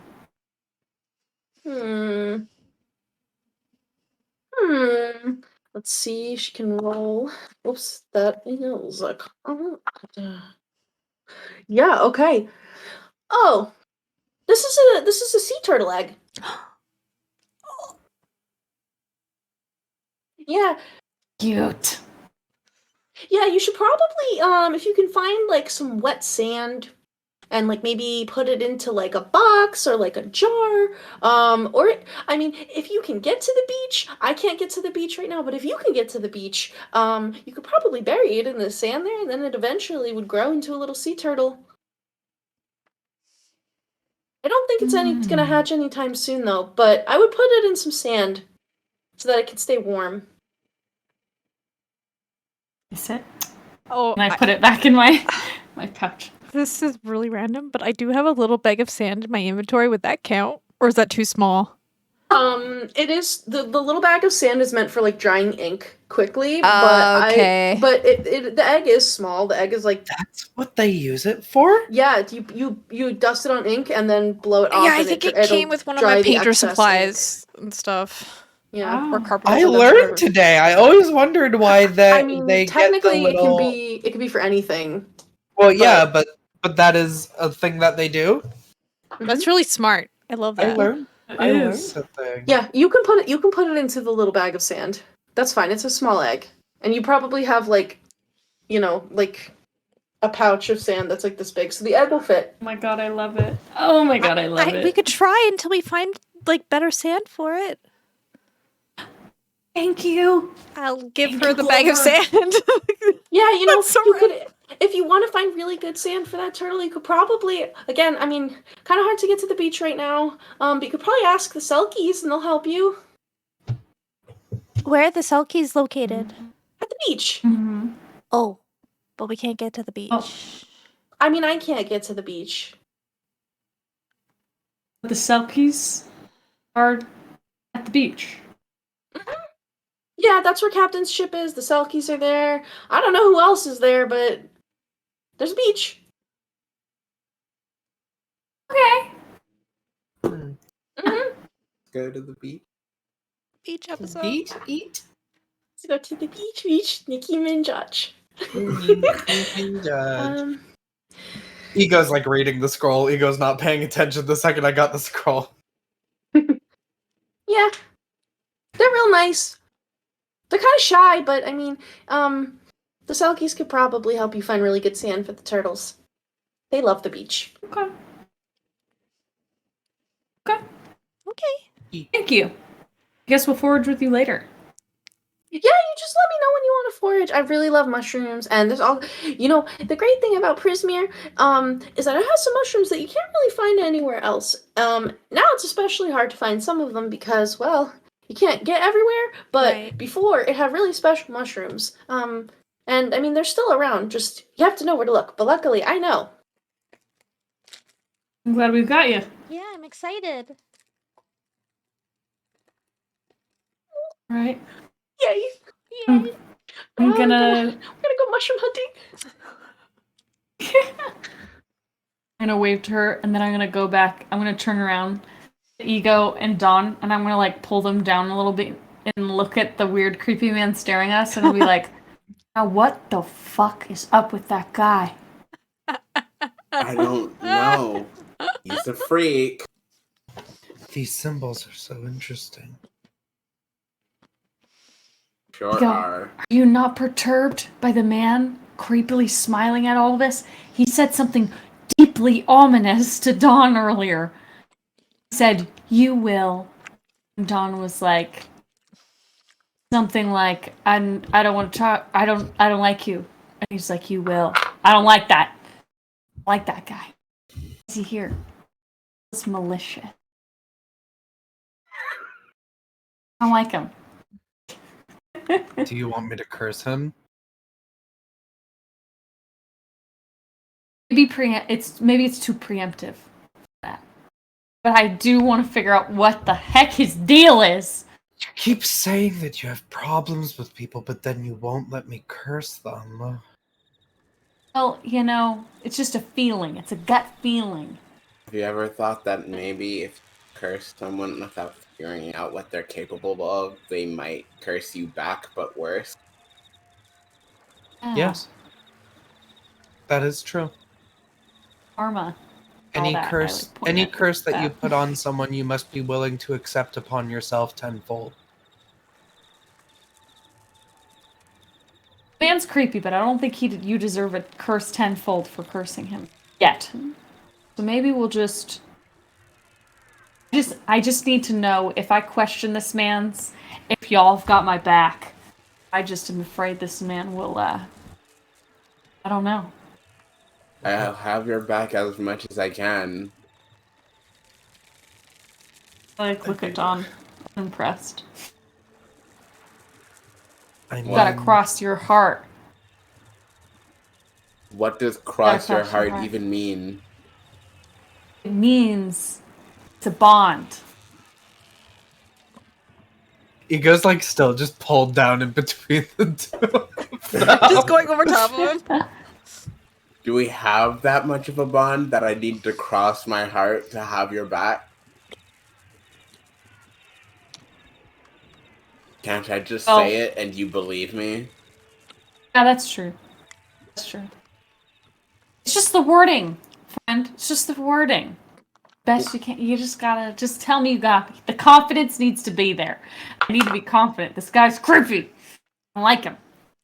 I'm very confident that if he tries anything, I'll smack him, but Okay, that's all I need to hear. also very creepy, so if my sword breaks, I will run away. Just pick me up when you run away, okay? You are going to slow me down. I weigh literally like 40 pounds.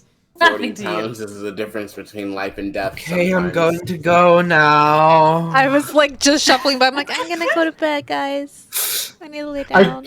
Ego doesn't back out of this. Ego pushes in between. So it's just my hat comes right in between both of your faces.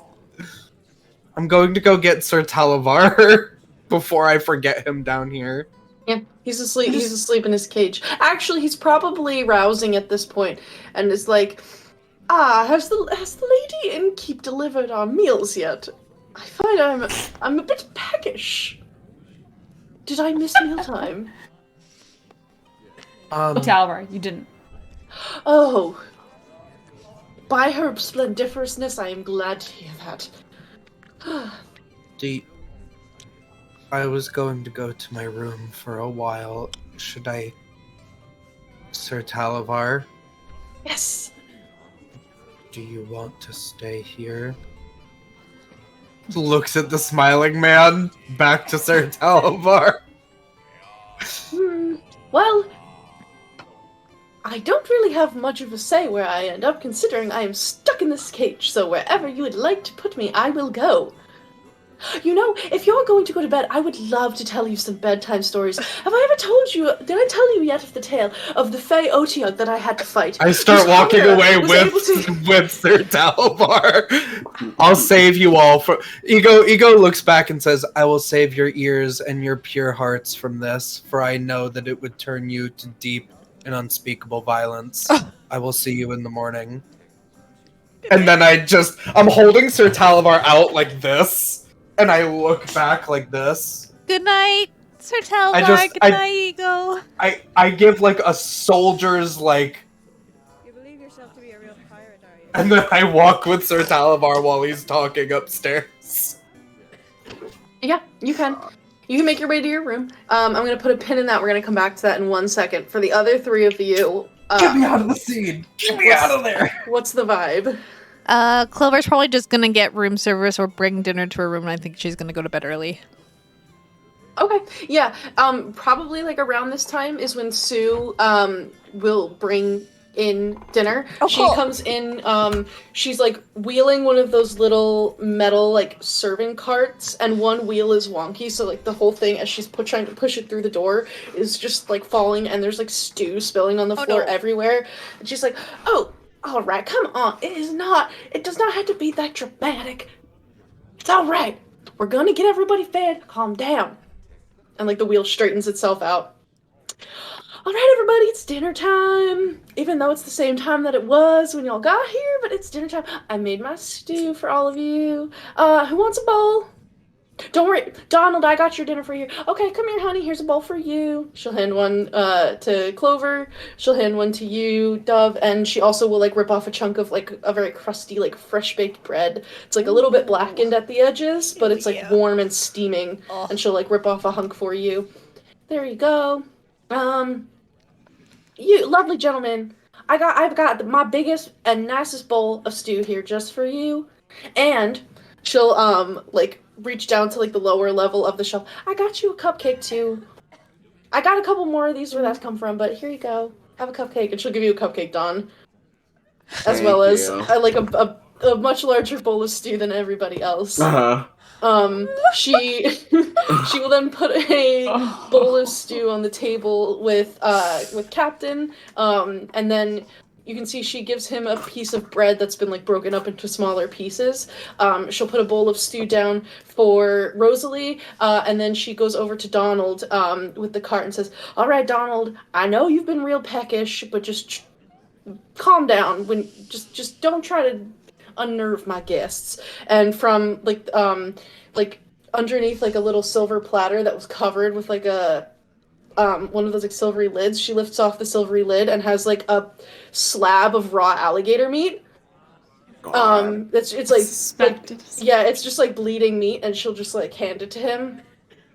"Please try to use a fork and knife this time. I don't want to clean up the mess, and remember your napkin." "Oh, let me just get that for you, honey." And he's like going to go reach for like with his hands for this meat. She's like, no. And she puts like a fork and a knife in his hand and takes like a napkin and like tucks it. She's like, "Come on, you don't need to do all that. You know that's not right." And like tucks it into his shirt. "All You right, know that's everybody- not right. Act right, sir. Is everybody settled? Y'all need anything else? Y'all need any drinks? Mhm. You want to come have a bottle of sherry with me, honey?" She says to Dawn. I'm like nodding behind her back. Are It's you sure you delightful can- with dessert. Oh You my sure you God. can handle being in a room alone with that guy? I guess you're not alone, but the raw alligator meat. Point to myself, and I'm like, me? Yeah, I got it. Okay, well, Go, I guess have your I fun. haven't had much alcohol since I've gotten here, and God, do I need a drink? So, sure, why not? Okay, all right. Well then, let me just get this for you. And she'll like take your meal, put it back on the tray. "You just come with me, honey. I'll get you fixed up real good." And she will like take you back into her little like kitchen, and we'll put like a little stool at the counter there, and she'll set like a little placemat down that's like just faded and worn, and the seams are fraying. And she will pour you a little glass of sherry. Once you're like at the point of eating the cupcake, and she just like will sit and chat with you and just like wants to ask you like about your life and just Yeah. wants to know about you. Yeah. He won't Nice. talk. I mean, he has no reason to hide anything. His life isn't that interesting, so he's like, yeah, Hmm. I work at a bank in Waterdeep on the material plane. Oh, I know Waterdeep, honey. I'm familiar with it. Not from there, but I've been there. That's so banker. That's real fancy. I'm sure when you're just in like a little backwater swamp like this, everything just seems so provincial. But so nice of you to stop by into my inn. I always love having travelers from different places gracing my establishment. Yeah, I don't exactly choose to come here, but it's nice to have a place that isn't flooded with swamp water. Don't I know it? Yeah, a lot of people didn't necessarily choose to be here in the swamp, but she who shall not be named and her sisters dropped down that mist, and so here we are. We're stuck. But I'm sure somebody will get us out eventually. I'm sure Zybilna, I don't know what she's doing, but I'm sure she's gonna make everything right very soon. Well, if she doesn't, I will, because apparently the old... should respect my elders. They have something honey, that I honey, want. you don't gotta be respectful when it's just you and me. Speak what's in your heart. Right. Those three old bitches have been causing trouble Mm-hmm. for us. So Preach. either way, they're gonna get dealt with because they have something I want. Oh, well, you know what? That is so admirable that you're just so driven and passionate, and you have your goal in mind and you're ready to pursue it. And, you know, that's just really really admirable, very attractive kind of trait to have. Good on you, honey. if you ever need help, you can just stop by. You know, you've already paid for your room, so y'all got rooms for life here. You can always come and stay. Is that I'll how it fix y'all works? up real good. Yeah, once you pay, you've got a room. I got as many rooms as I need to have. Not a whole lot of people are staying here right now, so...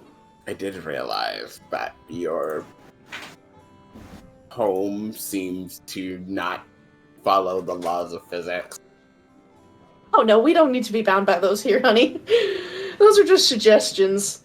Yes, I'm starting to realize that a lot of things here are just suggestions. Yeah, you know, it kind of works both ways too. None of the rules here, aside from the 3 rules that Zybilna has set in place, most of the other kind of rules that you might be used to, back in the big city, don't really apply here. But then that means that you can kind of flex things too. You just kind of gotta think about it, get creative. I'll note it. I'm Yeah. not really good at being creative, so I'll probably note it to my friends. Don't put yourself down like that, honey. Anybody who has such a big heart like you and is just so focused on their goals, I'm sure you'll get creative with achieving them however you need to. I am physically incapable of being creative. Well, that's a little weird, but I'm sure you'll get that handled, taken care of. I will. When I punch an old lady. I hope it's not this old lady. No. No. Oh, you mean them. Mm-hmm. Well, they're downright nasty, but you're just so big and strong. She does like the bicep grab of like someone who's like, oh, you're working. She's like, yeah, I'm sure you'll be able to just give them a good whooping. I'll try. But yeah, I mean, like, she'll sit and chat with you for however long you're willing. If there's any questions you want to ask her, feel free to let me know. But otherwise, like, she just, like, will ask you, like, about your life, and, like, she'll talk to you about, like, the time that she was, like, living in the woods, and, like, learned druidic arts, and, like, then came to work for Zybilna, so, like, yeah. Where did she get the house? Where'd she get the house from? Yeah, that's what you want to know. That's from Zybilna. She gifted it to me because, well, I needed a place to go. I kind of, the Druid Grove where I had learned my arts kind of, got burned down. And I needed a home. And, the Grove used to be a place where all kinds of little critters and folks who were lost could take shelter as long as they had good in their hearts. And so Zybilna took me in, she got me all set up, and she gave me this inn, and she said, as long as you're here and you're taking care of all of the people in my domain, then you will always be welcome, and your inn can go wherever you want it to go. And the rest is history. Yeah, it sounds like she sort of has a reputation for being a pretty swell lady. Yeah, she was real swell. Real, fairy godmother type, almost. That's how I would categorize her. From all those little stories you'd hear when you were a kid. Just like some magical being who would come and help those who were in need. I kind of like to think of myself like that a little bit. I'm no archfey queen, but I know a little bit of magic here and there. I know how to help people a little bit. I got my inn. That's like a fairy godmother's gift in a way. Some ways it's probably better. Oh, you're so funny. But yeah, she'll just chit chat. Yeah. So for Dove and Clover. I was taking my food upstairs, but then realizing that Sir Talavar and Ego didn't eat, I was gonna try and bring some up to them too. I'd probably ask the house for help because I don't know if I could carry like 2 bowls and a mini bowl. Yeah, so if you ask the house for help, I wonder if they can get me a tray or a push cart. That's not. As you exit the common room, you notice that like there's a picture frame on the wall to the left, of like a little cottage in the woods, and it's like wiggling. I will pick it up. It's attached to the wall. Oh, it's wiggling. Yeah, it's like a large picture frame. I will tap it. Knock on it. Where are you tapping? Where is it wiggling? The whole frame is wiggling, like. I'll tap in the center, kind of like knock on the center. Okay, you go to tap in the center and your hand like goes through the painting and you feel like a little bit of grass. Can I like look? You go to like put your head in and it's like you're looking in like a little diorama and you see like a little hut. And it's just like in this like grassy forest. But everything is like miniature scale. Oh, it's so cute. The picture frame like wriggles and like kind of like knocks you in the side of the head. Ow! What was that for? The picture frame just wriggles again. Can I like take it off the wall? It won't come off if you try to pull it. It's like nailed down. Should I put the food in here? The picture frame wriggles. I will try to put the bowls for Ego and Sir Televar like on the grass.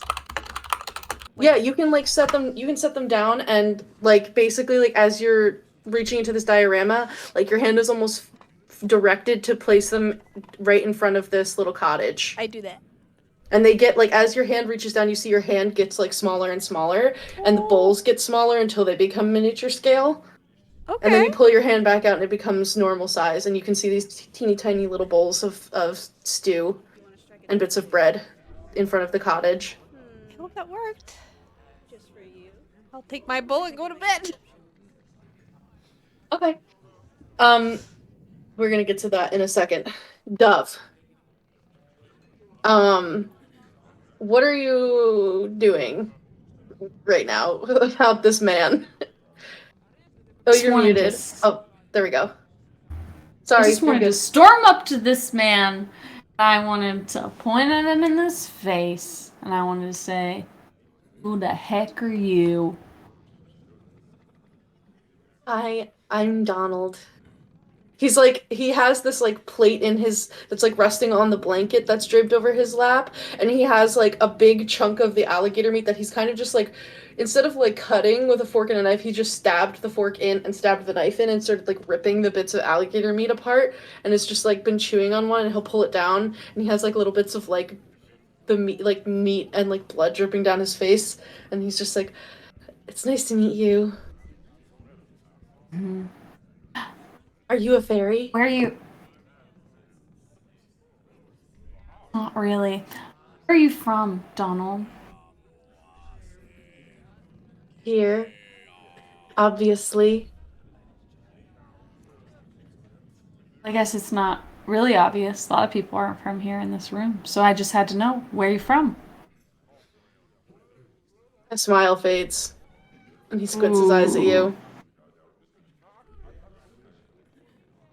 You hear in your mind, "Is it that obvious?"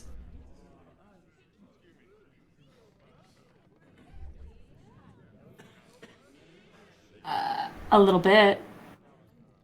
You know, this is really hard. I really thought that I had it down. What down? Looking like a fae. They're always happy and magical and... You know, I'm surely you've seen some of the pixies that live around here. They're just Oh my god. trying to it's be a like dude. that. He's just Donald? a dude. Donald, you're really going in the wrong direction.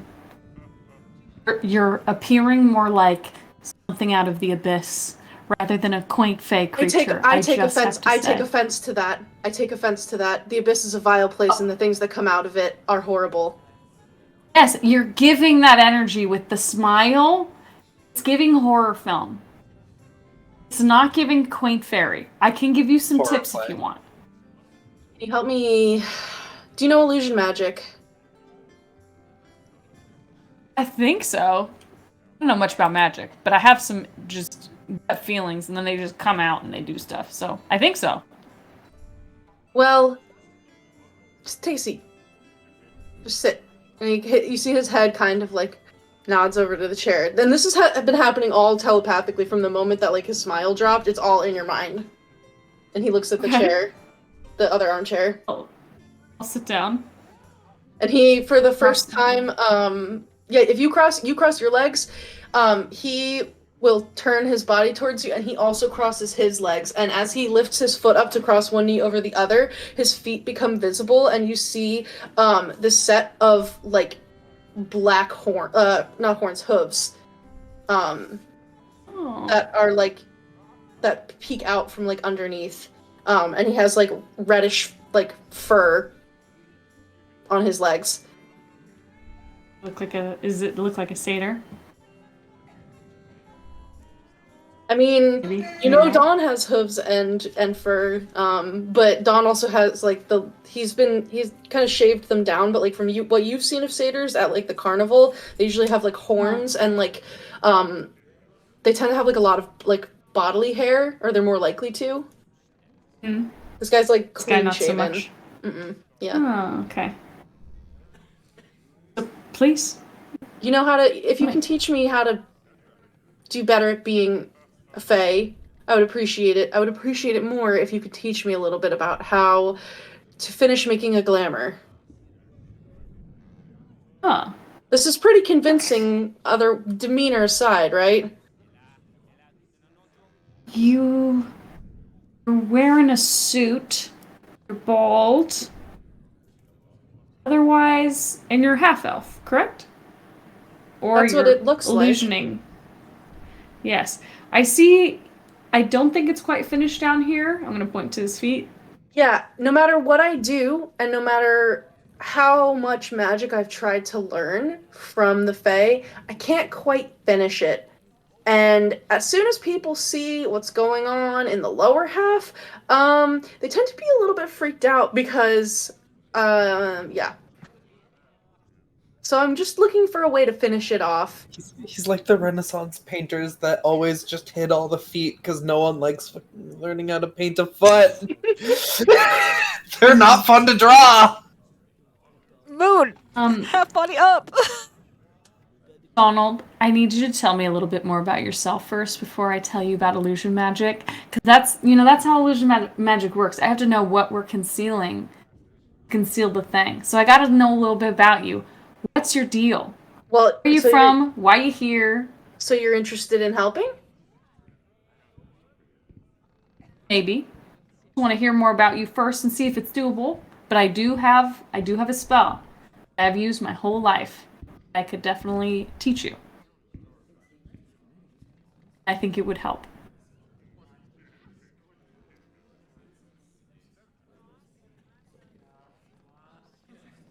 Let's just say what I'll give you for now, and I'll give you more if you decide to help, is that I worked on a rather large team of individuals who abided by very strict rules and regulations, and I got a little tired of it. So I defected, and now I'm here. The Fae are pretty interesting, and I think I would rather be one of them than one of me. But they're kind of the exact opposite of what I am intrinsically, so learning transmutation or illusion magic is a little bit tricky. So, opposite of you meaning... you also seem to take offense to my statement about the abyss from the hells. Not anymore. That's fine. That's fine. I'm Donald from the Feywild. Black Donald. A dashing Fey guy. Donald, you can be dashing. You can. I think maybe change the Sir title to Donald. I think you can be like Donald the Majestic. Donald the Silly.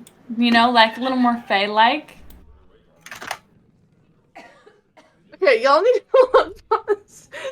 It's not. It's not like that. It's he wears all black for the love of God.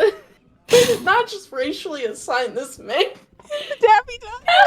He wears all black. I know. It's like Sirius Black from Harry. Like it's a name. Like I get That's it, a but name. like It's a name. it's Yeah. just really funny because I'm just saying. because I keep thinking of Donald the Duck, and I'm like Black Donald. Do you mean like Daffy the Duck? I love Daffy. Danica, go ahead. I'm just saying, Donald, maybe like, maybe something like silly and fun could be like a fun misnomer, you know? Like silly Donald. Does that sound fey to you? Honestly, I think we can do better. Hmm. I think we can do better. We'll workshop it. I'll help you, Donald. What's your intent? You just want to live here? I just want to never be known for what I was ever again, so that if anyone comes looking for me, they'll be none the wiser, and I won't have to go back and fight in the Blood War. Okay, yeah. Okay, inside check him just to make sure that it felt really honest, but I just I Yeah, want to give this man a tool yeah, to yeah. fuck about in the Feywild unless I feel like he's genuine. Go for it. A 19. Yeah, so at first he was like very unsettling with the smiling, but you're kind of like hearing the story and putting the pieces together, and I would say it's a reasonable conclusion for you to come to that he's very much like out of his element, and like this man has no idea what's going on. Like you think about it and you think the reason why he was so interested when you all walked in is that like your group's kind of a freaky looking bunch. And like he's very interested in like the Fae from this conversation that you've had. So from what you can tell, he is genuine. He just really has no idea what he's talking about. That's okay. You know what, Donald? I'll help you. I can trade you. Me teaching you disguise self. Something. I know A disguise favor. self. I know disguise self. It doesn't cover my feet. I don't know why. Okay. This guy's feet. His feet. Yeah, maybe we need to make something for your feet. Or I can teach you. I'm also really great with the disguise kit. I can teach you how to disguise them with something non-magic, and it's kind of reliable. Will it hold up when I'm walking around if I wanted to frolic like the Fae do in a field? Will that work? Totally. I don't see why not. Especially since I'm not going to assume, what you are exactly or anything, but I'll just say there are definitely satyrs in the Feywild. You don't seem very far off, at least down Do there. satyrs have forked reptilian tails? No, not that I know of, but that's something we can hide under a pair of pants or a belt. Are they Disguise covered? without a Are they belt. covered in leaking pustules and wounds? Ooh, not unless they have a disease. You could just say you're sick, that too. Oh, like a Fae illness from the mushrooms. Yes. That the little one speaks of. Yes, or even better, you could have been cursed. And that in a way you are. So you're not lying. You're kind of saying, hey, want to be in this place is kind of a thing, I've been cursed. And they'll be like, they feel bad, they'll be like, oh gosh, it sucks, man. It kind of gives you some camaraderie, I can do a lot with the disguise kit. So maybe I can help you out with those. I know camaraderie. The other devils would beat each other if we did not do well enough. For we were comrades, and that is what that meant. Oh. Not here. We're gonna learn a new way. Camaraderie. What that means. It's like friendly, like a high five. And I'm gonna like, I don't like, this isn't hitting. This is like bonding. You're friends. So you just like gently tap each other on the palm. Really goes to lean his head towards you. Like No, your hand. You hit it with my hand. And just and he like gentle. he smacks your hand on the side a little bit, like Okay. He doesn't know how to not be cruel. Almost. This is more, that's more like like someone you hate. This is like, I love my friend. You're like bonding. We are filled with hate. Well, it sounds like you want to have some good camaraderie. Beings from the hells are like, because it's not the abyss, so it's not chaotic. So he is cosmically on the opposite end of the Feywild because he is lawful and they are chaotic. He will like He's really trying. He'll like take his hand and like just slowly like lay it against you and just like holds it there. You know, some people like this. They even like put their little thumb around, and it's called a hand hug. No. He'll do that. It's very, people think it's pretty intimate, so only do it with people you know. What is hugs? Hugs What is expressions of love. It's the opposite of hate. Oh my god. I don't know what that experience is. And that's okay. Your circumstance really didn't set you up to like a lot of that. So that's okay. We're gonna like get in there and get some feelings and stuff, okay? What do you ask in exchange? Do you require aid? Have you any idea what you're doing? Honestly, yes. Trying to get rid of these mists and stuff and get back some things we've stolen from us and from Coven. Maybe could use your assistance with that. I'm aware of the Coven. Okay, then you know. Yeah. There are beings similar to them within the hells at times. Oh, so maybe you know more than we do.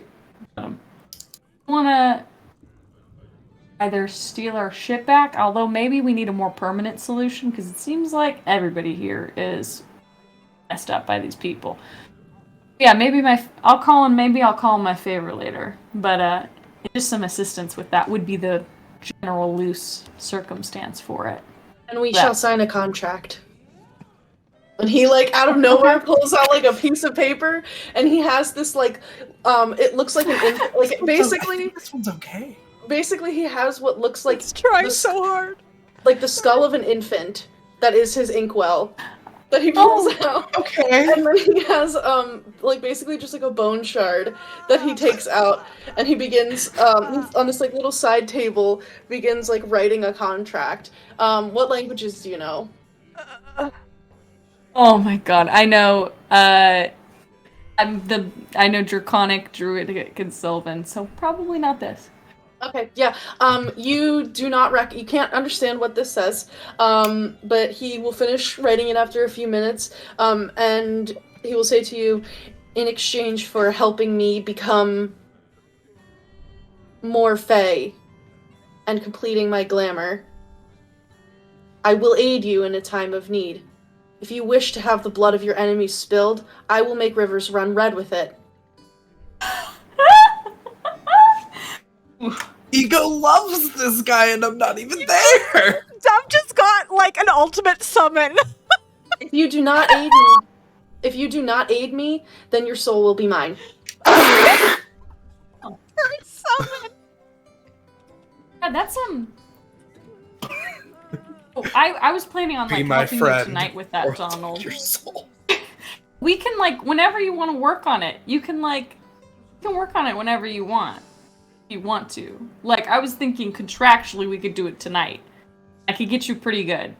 There is like, no setup, experience. you know? There's no experience of time here, but whenever we work on it, I wish for it to be a permanent fix. Ah, a permanent. I wish for my glamour to be complete, in full. Okay.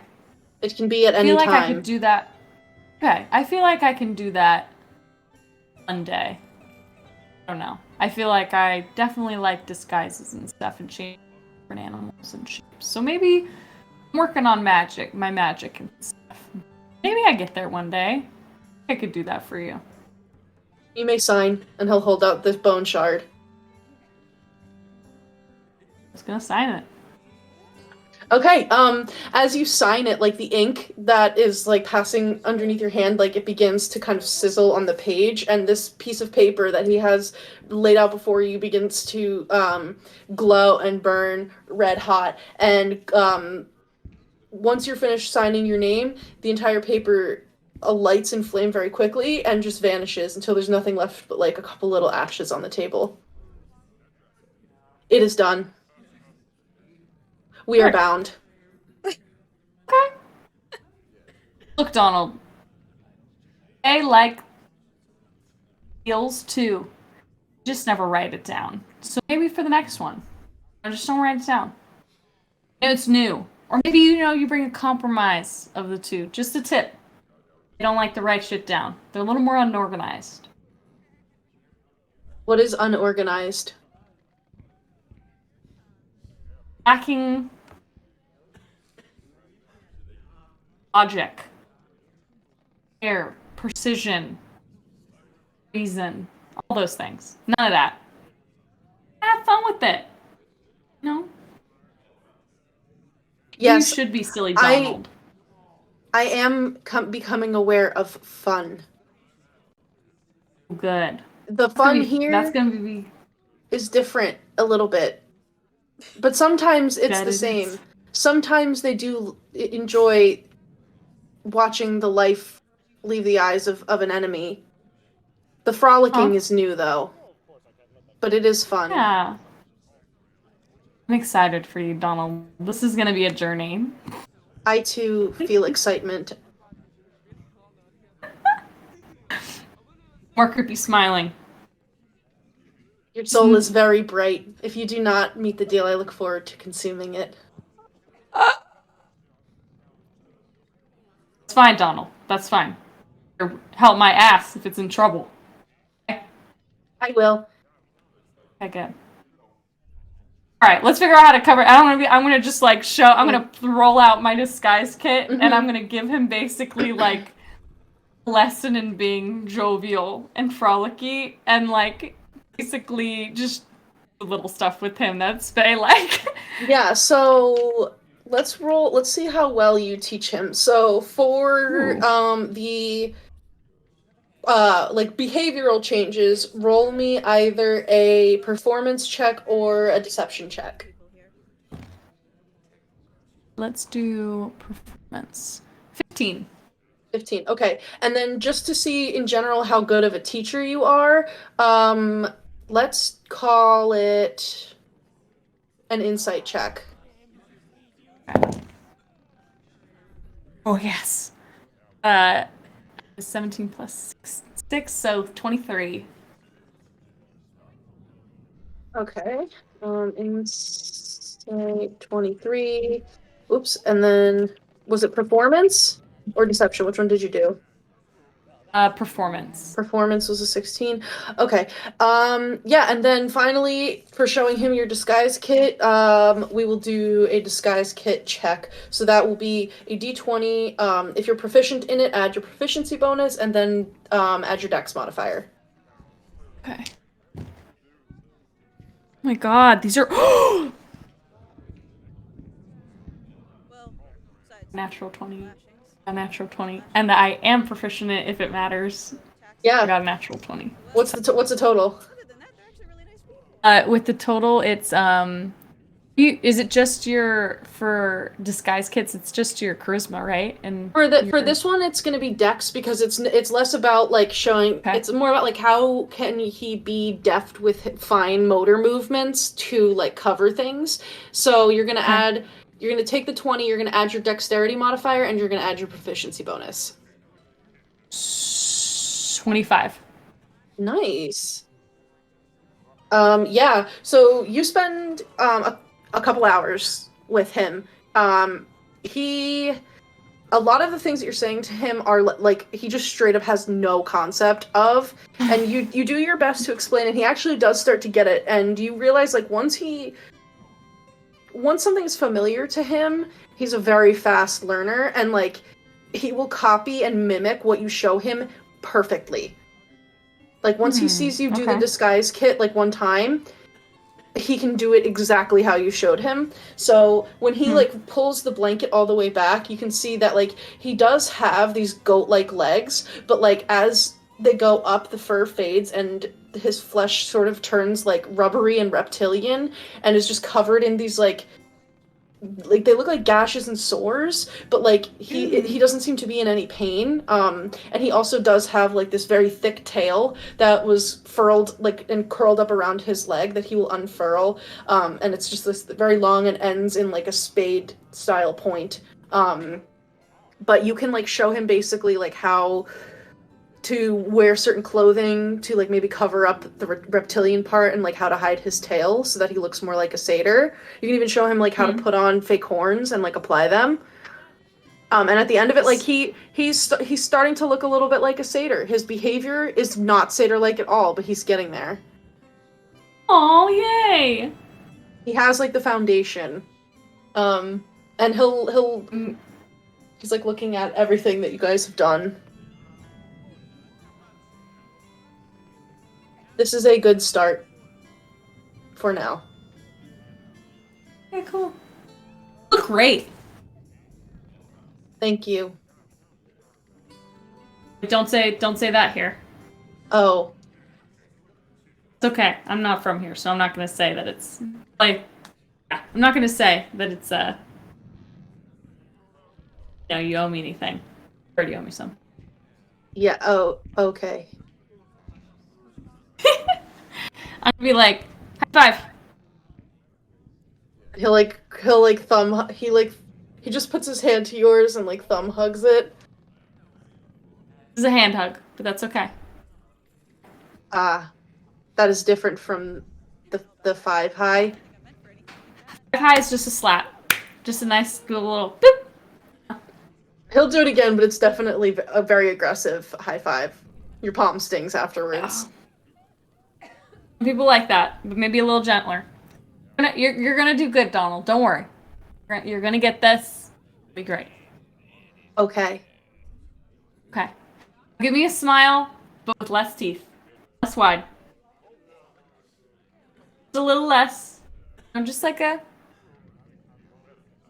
There you go! That's a little better. Yeah, I'll take it. We're working on it. Okay.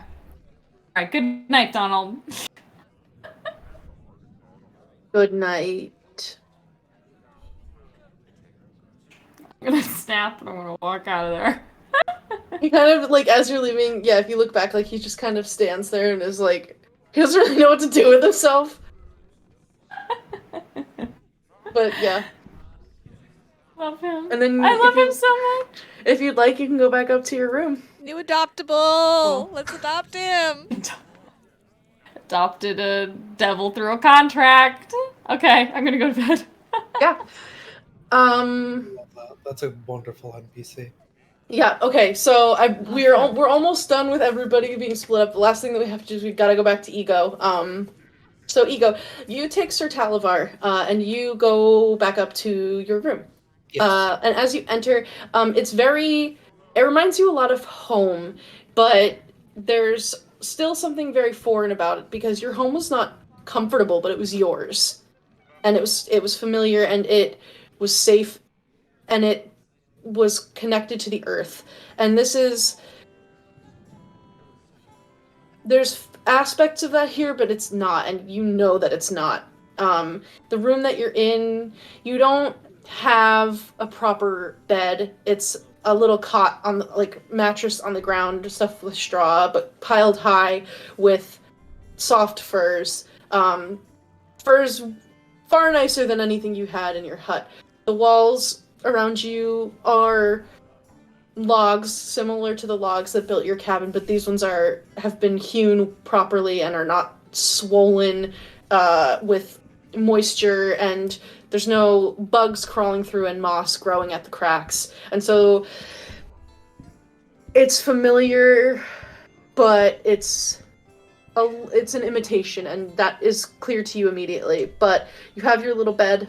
There's a little sitting area near one of the windows with another armchair and a little table.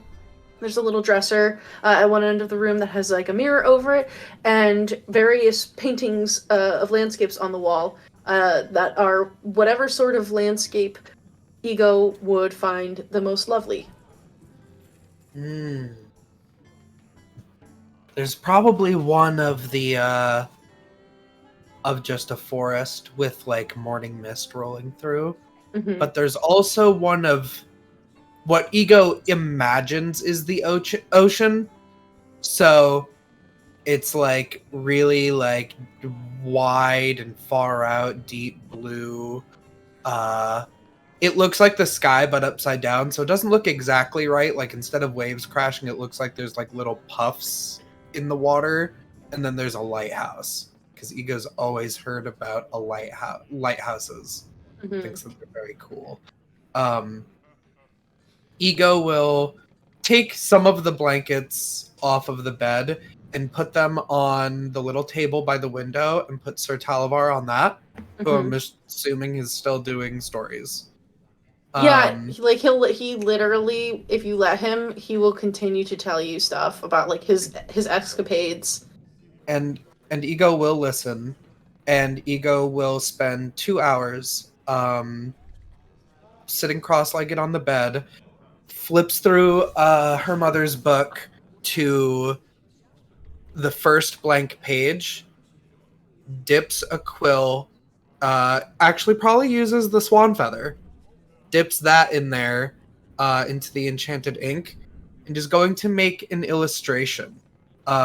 Much like how their mother hides all of her spells in these intricate paintings and drawings in this Pollock style. Ego's, I want to say, as like an advancement of her. It's like it pulls from that, but it's also Ego's own style is more of the like illuminated manuscripts. Yeah. From like more medieval times. Yeah.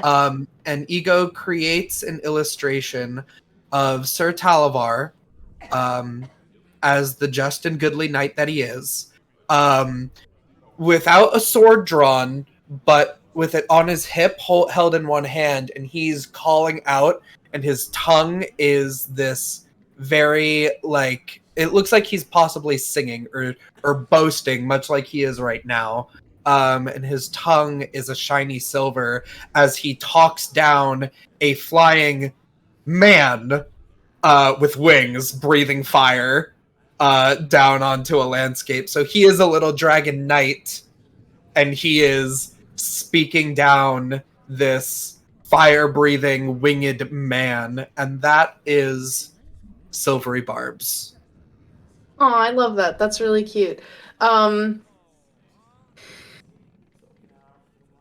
Do you do anything else in this room? Well, Or is your focus on describing the spell? I do need to take the 2 hours to scribe the spell. And then I will fold the book closed. Very, very early in the game, I rolled a con save to determine whether Ego was really tired. And I rolled like a 19 plus stuff. So Ego's restless, probably especially because of this room being familiar but not. So I think maybe a little bit more time. I leave Mom's book open to let the ink dry, and I'll leave that on the bed. Maybe I'll show Talavar the drawing. I look more closely at the paintings for a time, and I also probably will wash up and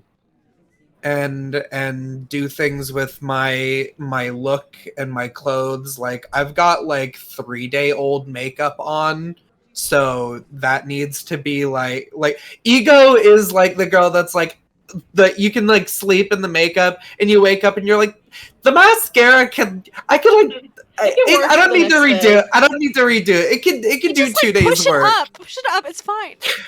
It Yeah, can get a do 2 little days work, Q-tip, and I've been like clean out swimming the in fallout. swamp, and I've been like swimming in swamp water too. So it's like, it's like, okay, we need to get the wipes, and we need to redo. Yeah. So like look at the paintings, a little bit of freshening up while the ink dries in the book, and then I will read until I sleep. Okay, yeah. The bathroom for you is like it's the claw-footed tub kind of bath. Yeah. Like everything is like very white and clean and soft. You've never seen anything like this in your time, probably. No, I'm quite sure that we probably had like a big wooden bucket, and Mom would take. No, it was mom's cauldron, and she would just Oh, fill that's it with right, water, and she would That's just boil right. you in It it was when you needed to yeah, be clean. and she would just she'd pour it on my head. Yeah, Get it Yeah. clean. and the residue would help to make you stronger, and hopefully not kill you. That's true. So yeah, this is very gentle comparatively. Prestidigitation plus the water, kind of prestidigitation, probably to get that makeup off perfect. Yeah.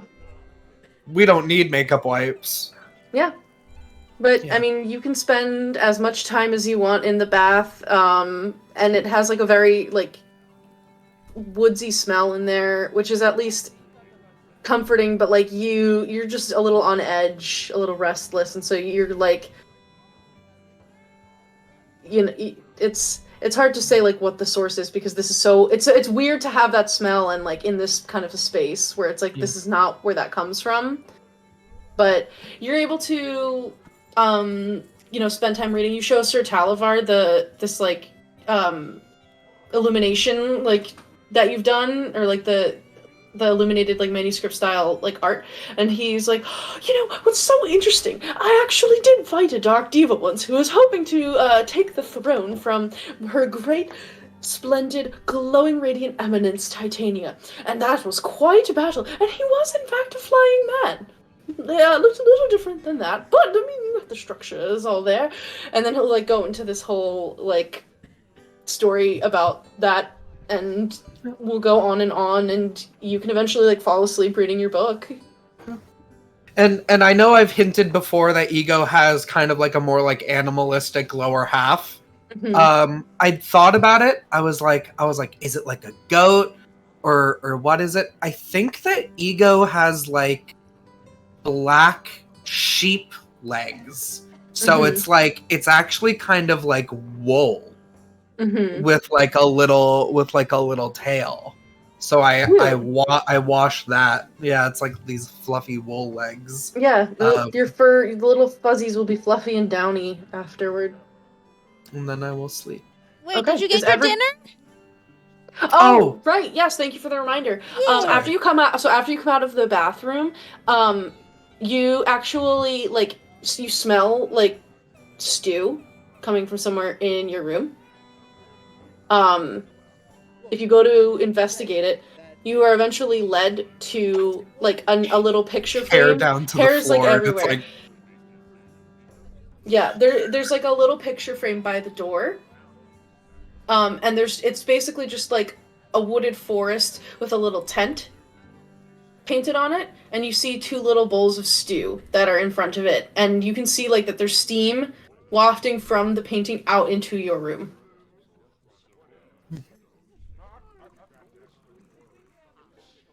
fix the ear. Yeah, as you reach in, your hands, like, stretch in perception and get very tiny until you grab these bowls of stew and you pull them back, and they grow in size as your hands do, until you're holding a one bowl of soup sized for you, and the other bowl is Sir Talavar sized, like a little cup. Okay, so I'll push that in through the bars, and so what I do is, I have my book. I do this in real life. I get a little bowl of soup.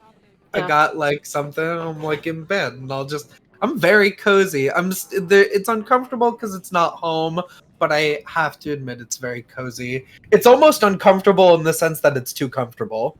Yeah, I get what you mean. But yes, is everybody going to sleep? Long resting? Is that the goal? Okay. I think so, yeah. So something's gonna happen. Uh-oh. Oh, Three of you are Phalos. So Right. Dove, Right. Dove, Ego, and Clover. I need you all to roll me d8s. Don always with the good sleep. Done. Yeah, I mean, honk shoe. well, I mean, Dawn, depending how long you stay with Sue and hang out, like you will end up like a little tipsy. But yeah, I mean that'll mean you'll sleep really well. So hold on, let me. Everybody, hold on to your rolls. Okay, Sing me so JoJo. I can see that I can see that you have a 1, and I can see that you have a 7. Yeah. And also, They both rolled the 2-1. same thing again. Okay. We're gonna do Ego first.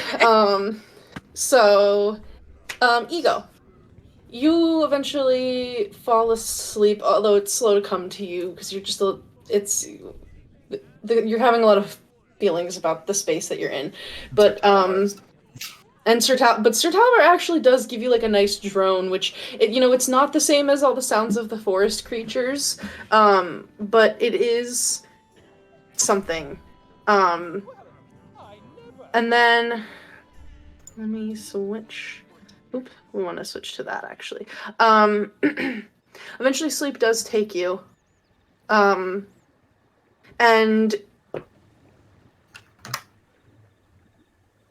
there's a moment where it's almost like you were in like a half sleep state, like you weren't fully under, but you kind of feel like things changed in your surroundings, and when you like rub your eyes open or like open your eyes, you can see that you're surrounded by wood. Like a solid single piece of wood. Oh. You're looking up and seeing the rings of a tree.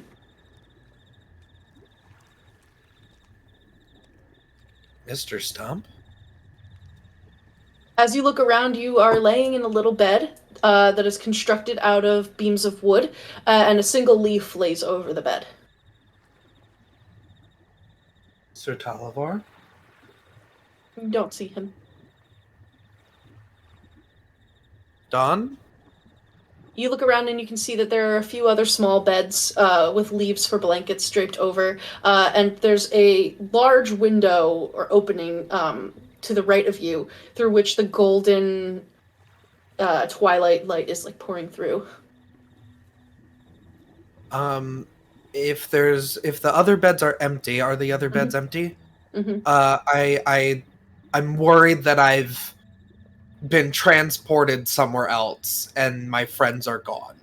So I'd like to go to the opening. Yeah, you go to the opening, and as you look out, you are looking at the trunks of other trees. And they are massive, and the ground is dozens, hundreds of feet below you. The leaves that are sprouting from this tree are bigger than you are. Trees And you're big. standing in a little hollow on a tree.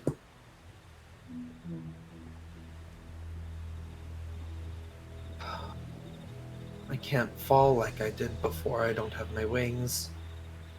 You say that, and you hear like the drone of a dragonfly. And you have dragonfly wings on your back.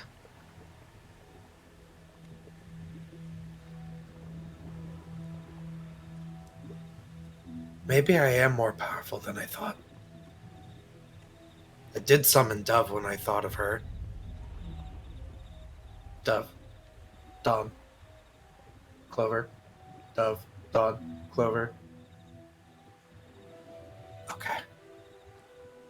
I try to move the wings. Yeah, when you Like- think about them moving, they move. They begin to buzz. And your feet lift off of the ground.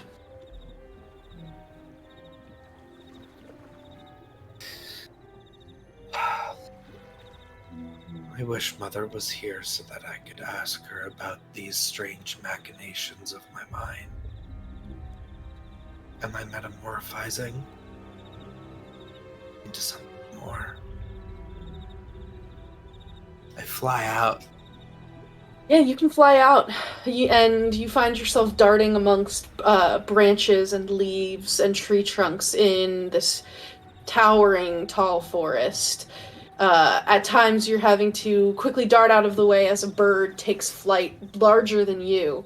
A cardinal alights and just bursts out of a little like thicket there. But you fly for a while, and you just like hear the sounds of nature and the droning of your own wings, until eventually you can start to hear more of that droning coming from in the forest around you.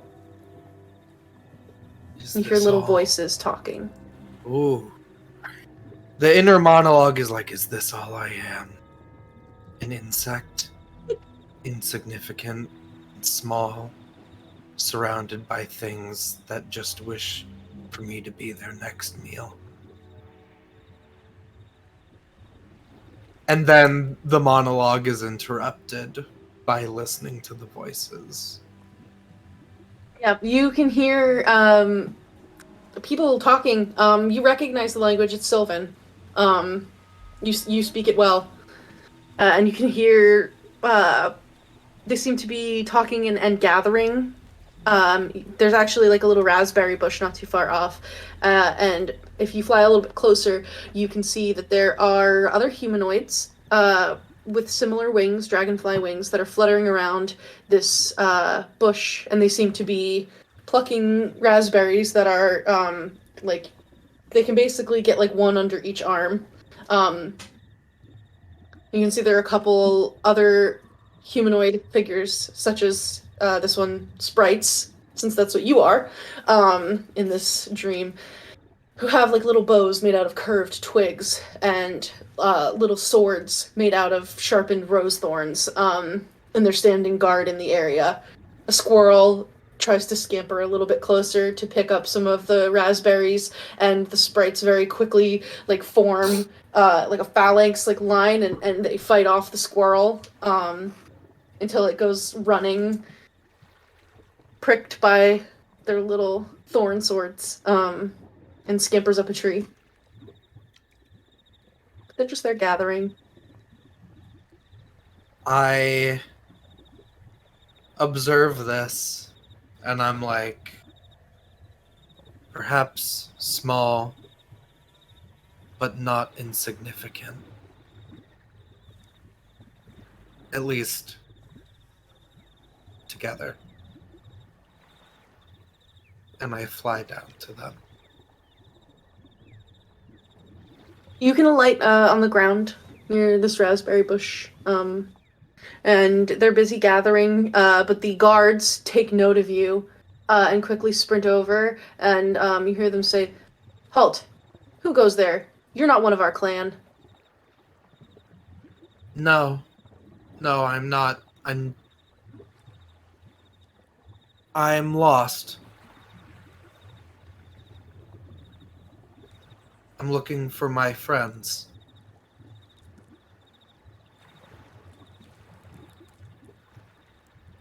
The two guards that have approached you look at you. And as you're saying this and explaining you're lost, you're looking for your friends, you see their eyes go glassy as you speak. And they just blink at you.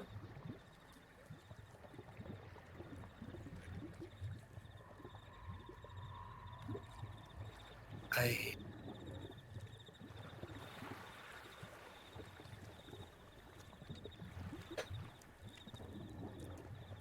tear rolls down from one of their eyes.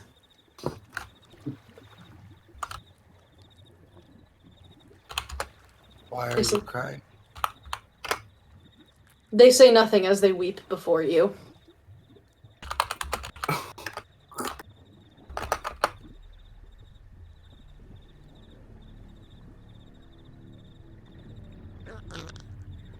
Why? Eventually they... Oh, go ahead.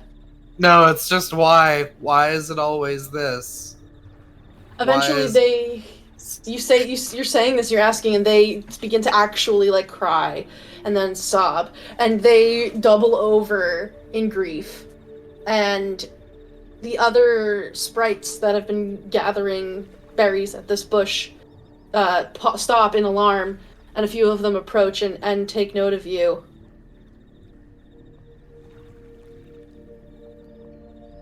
What's going on? What did you do to them? I didn't do anything to them. I was explaining that I was looking for my friends, that I was lost, and they started to just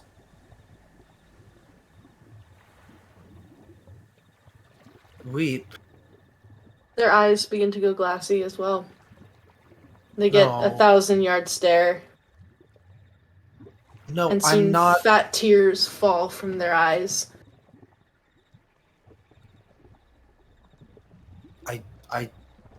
I don't understand why. What darkness has touched your hearts? I don't understand. So You were Oh, go ahead. fine just a moment ago. Why did it change now that I'm here? The first sprite, like one of the two in the pair that approached you, is like on the ground, like rocking in pain, and like looks up at you, like crying, just sobbing, and says, "Why would you come here? Why didn't you just listen? Why would you do this to everybody?" I don't know how I got. I mean, when Mother said not to go into the forest, I just wandered a little bit too far. It was just a moment. You insolent child. You hear your mother's voice come out of this sprite. How dare you?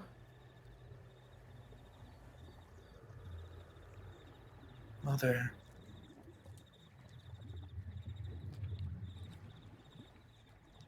I just got distracted. I was picking mushrooms and there was one just a little bit too far, and so and I only needed a few more. You wanted me to gather them, so I just went a little bit further and I picked the mushroom and I turned and I went right home. It was only a few steps. The second of the sprites that approached you first looks up at you as well, and you hear from both of those two guard sprites your mother's voice speak at the same time. You should have listened. You knew you were not to stray too far. The other sprites all stop crying and they all are staring at you now. Like half a dozen of them. I know. Mother, I listened to all of your rules. It was just a few steps. I didn't do anything wrong! You have set actions into motion that I have been trying to halt for 1,000 years, and nobody can save you from what you are about to become. And one of the sprites with the thorn swords reaches out and stabs you in the heart, and you jolt awake. You're back in your bed, your little pile of blankets at the inn.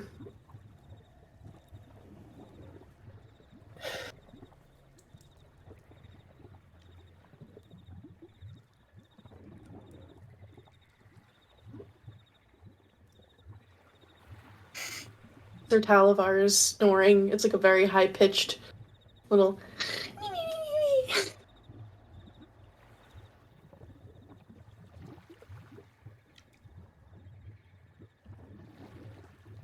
Chest hurts from where you got stabbed. I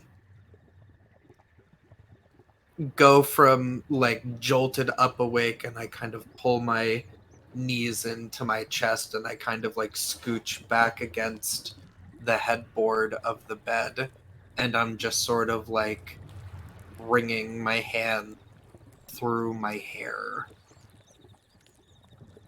and I'm kind of like pulling out little bits of it. You can do that for as long as you'd like. If you wish to fall back asleep, you may. Do I have the benefits of a long rest yet? Yeah, you can. You will get that. Although you don't, I mean, mentally, I'm not going to tell you what state you're in, but, like, that happened.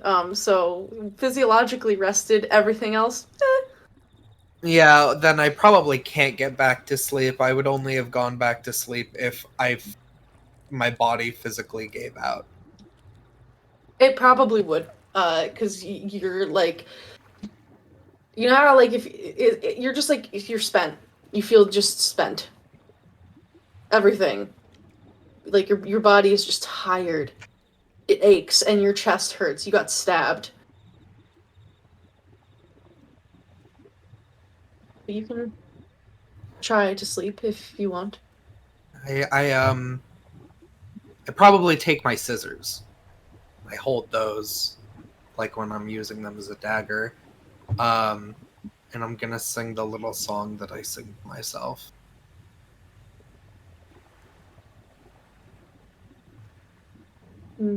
Sing and rock yourself into some sort of some semblance of sleep. Yeah. Next up is going to be, you guys both rolled ones, right? Yeah. Ding ding. Okay. I could Um, re-roll if you need me to. Nope, you don't need to. Next up is going to be Clover. Okay.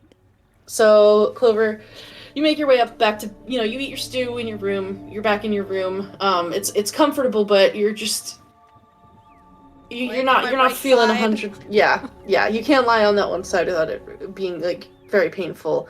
Oh. But eventually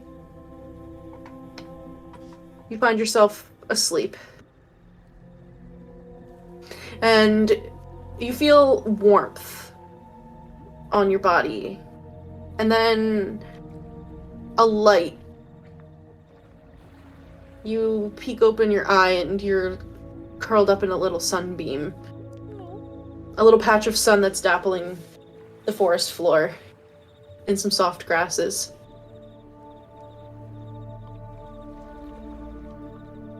I'll You take a probably- big I big- probably big stretch a little stretch. bit longer. Yeah. Enjoy the warmth Nice. and the comfort of this plush grass that's beneath your body. And you notice that there's a little shrub at nearby, like maybe like 10 feet away, and you're just like in the woods. You're not in your tent. That is just kind of like warbling a little bit, like it's like moving. I'll kind of like creep over a little bit, try and get an angle to see if I can see what's in it. Like try and look underneath it. Yeah, as you get closer, you see that like in the little leaves and like vines around it, there's like little tufts of like speckled brown fur. Oh.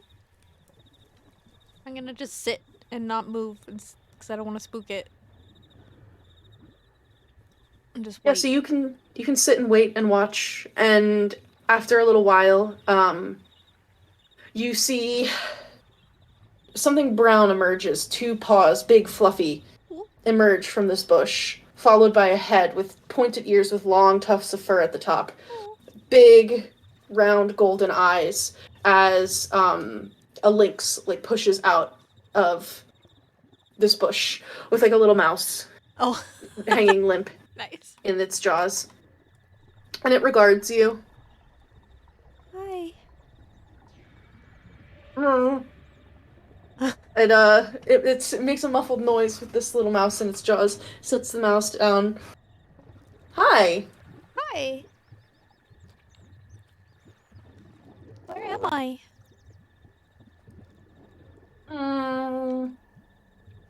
In the forest. Is there people around here? Are you a people? I think so. No. Hmm. Are you hungry? No, I'm okay. I'm hungry. And she will kind of like lay down and begins like eating this mouse, like licking the fur off and then chewing away at it. And she just like will sit and like regard you as she eats. Are there people where you're from? Usually. Hmm. Wonder where my friends are. And my tent. I thought I had a tent here. Your friend is here. I don't know what a tent is though. It's like a little shelter that I could sleep in. That's safe. Oh, like a cave. Kinda. But I can move the cave outside, like here, if I wanted to. Oh, Yeah. what a novel idea. You said my friend's here? Is that not your friend? And we'll gesture like behind you. I will turn around. Yeah, so as you look behind you, you can see that your shadow has kind of like cast like up like on to a tree trunk nearby, and as you look behind you, the shadow moves on its own and begins to take shape, and you see a jet black cat, a lynx as well, but pure black. Hard to see any features. The giveaway is like the ears with like the little tufts of hair on them. Steps out of your shadow, and your shadow is gone. With little eyes like beams of starlight. Hi. I didn't know you were here. It just kind of like nuzzles up against you. Makes a little purring sound. I purr back. And the mundane lynx eventually finishes eating and tilts her head at you. Why aren't you listening to him?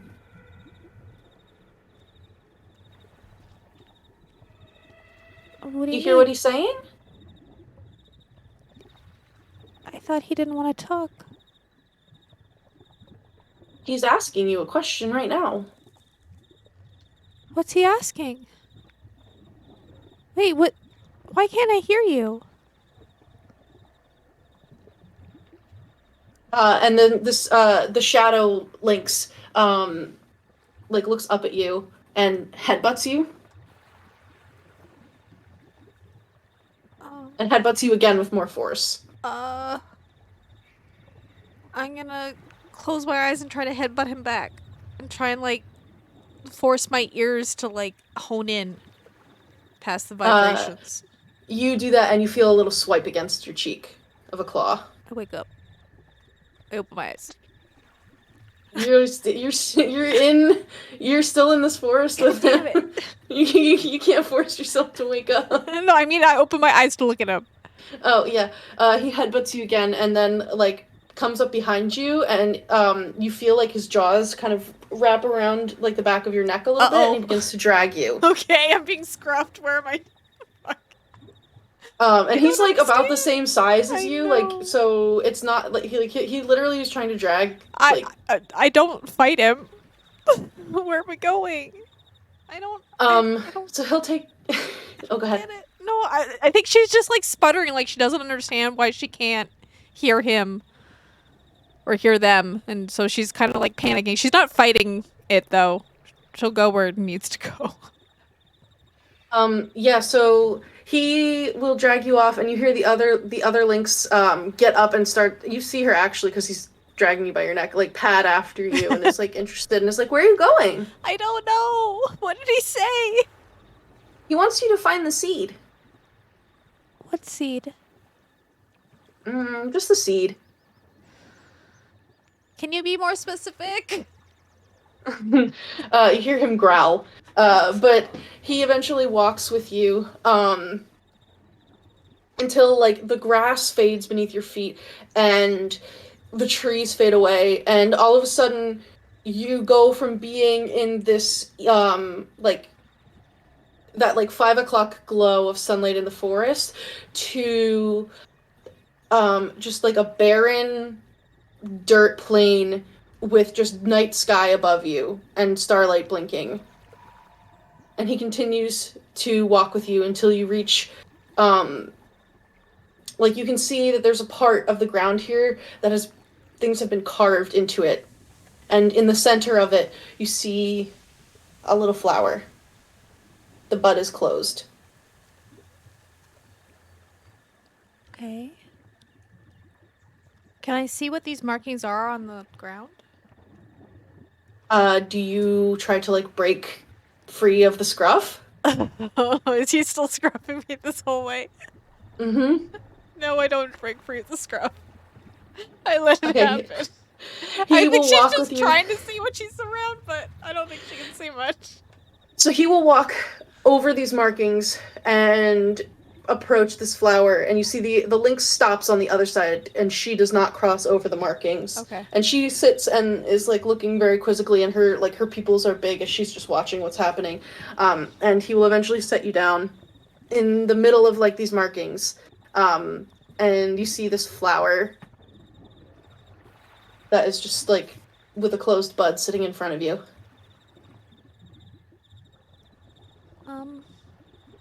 I'll try to reach out with Druidcraft to open it. I'll try to like reach my hand out towards it.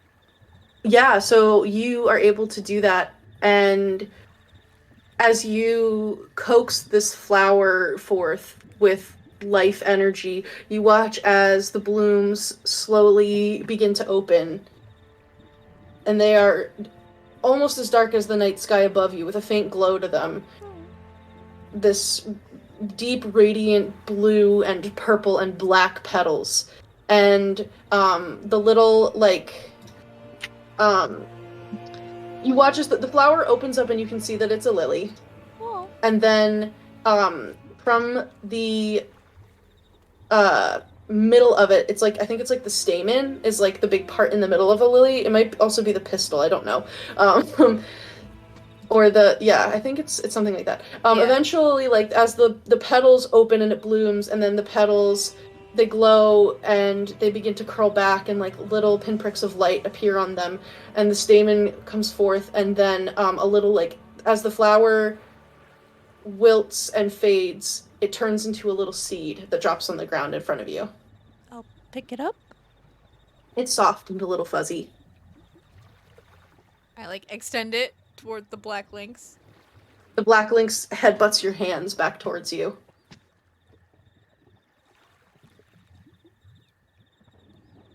I look at the normal lynx.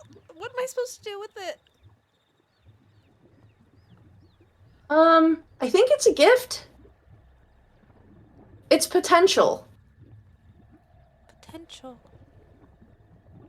Mine? For you to become what you wish it to be.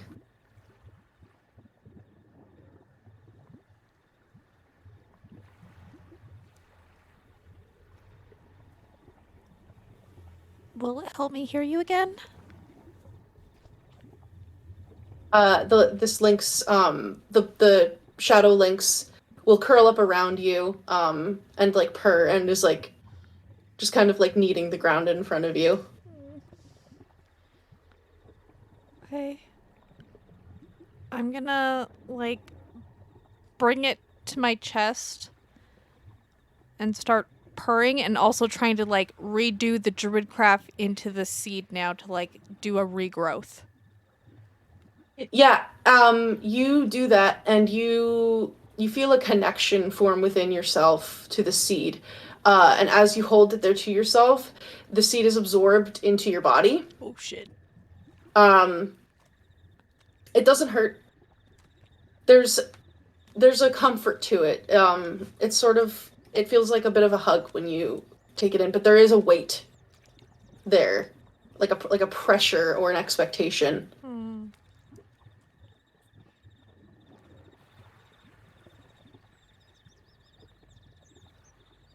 Did it work? You wake up. I just want to hear his voice. While we both absorbed something into our chest. Wow. Mine was a hug. Yours kind of sucked. Mine was a sword. Yours was a hug with a sword. Okay, so Mother's love. Sir. Don, I would just like to say, Don, you are sleeping like a baby. You're So- having a great time. You're so cozy. Yeah. Don has Yeah. Don's Don truly sounds happy like when a- he's asleep. Yeah, you're having a great time. Peaceful, amazing. Dove, you fall asleep, and as time goes on, you two begin to just feel like warm and very cozy.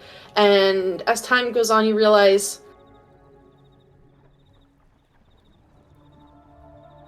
the time for sleep is over. The hibernation has ended. So you open your eyes, and you see yourself in your little burrow underground that you've made for yourself. With little dried, like, decaying leaves and tufts of fur there to keep you warm.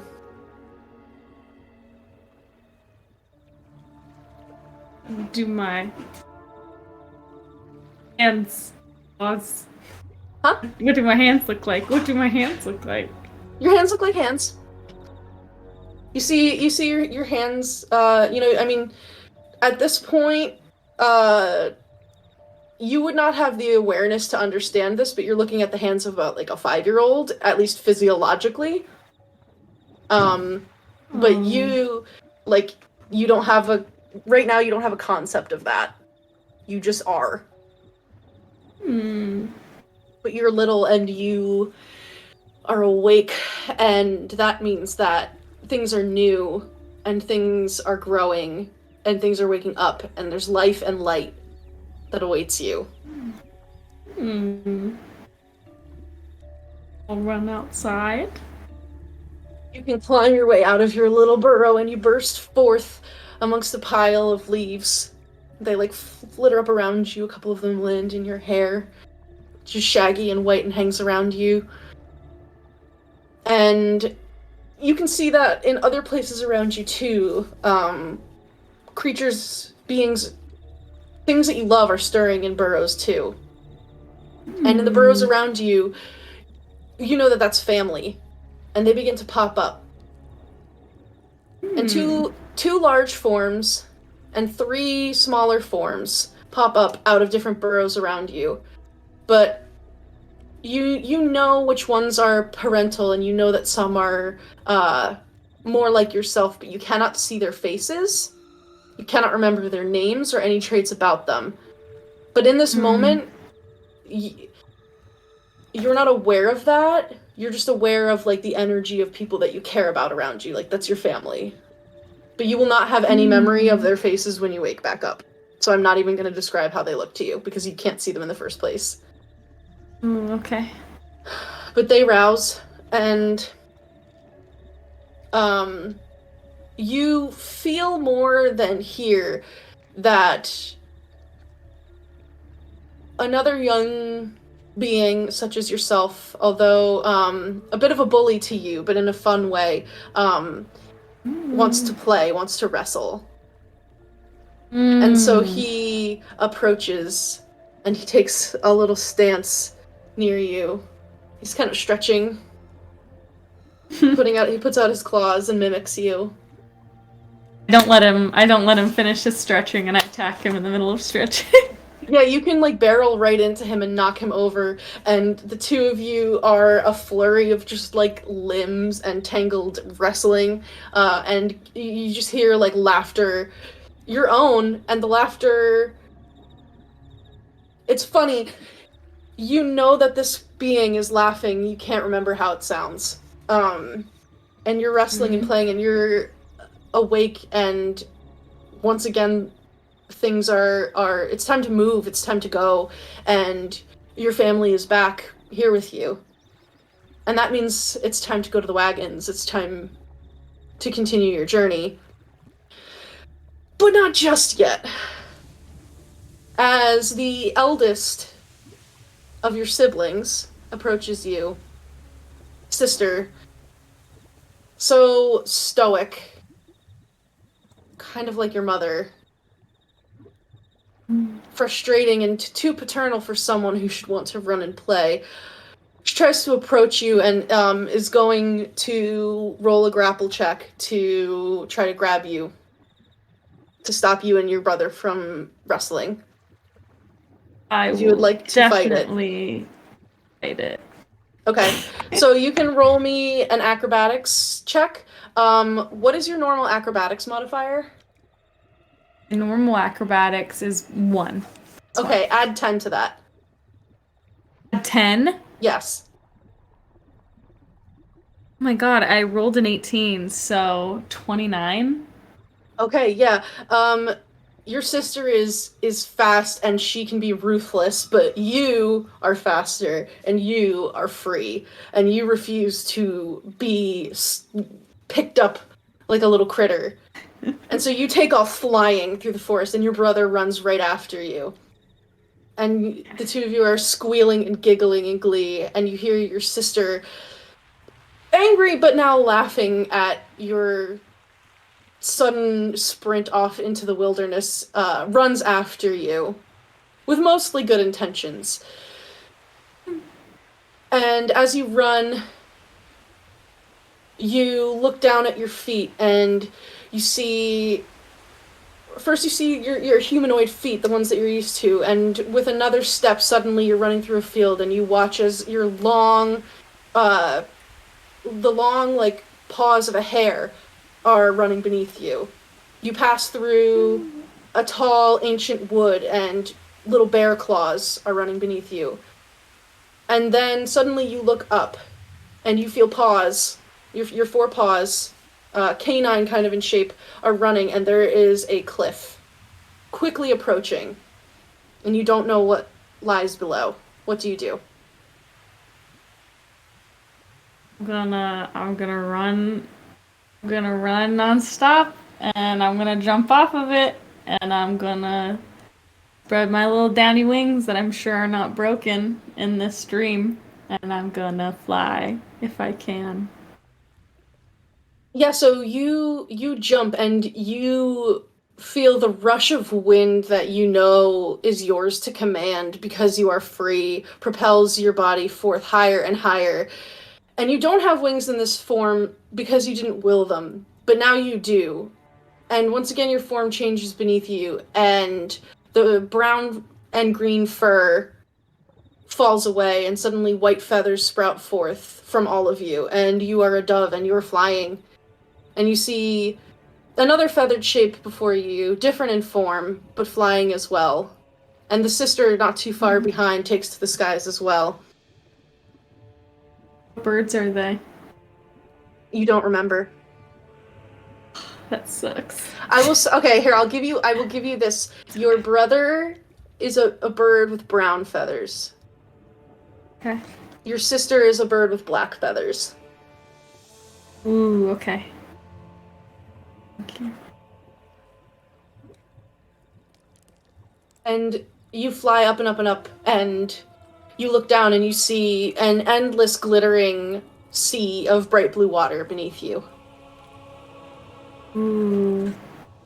Let's see. The forest lies behind you.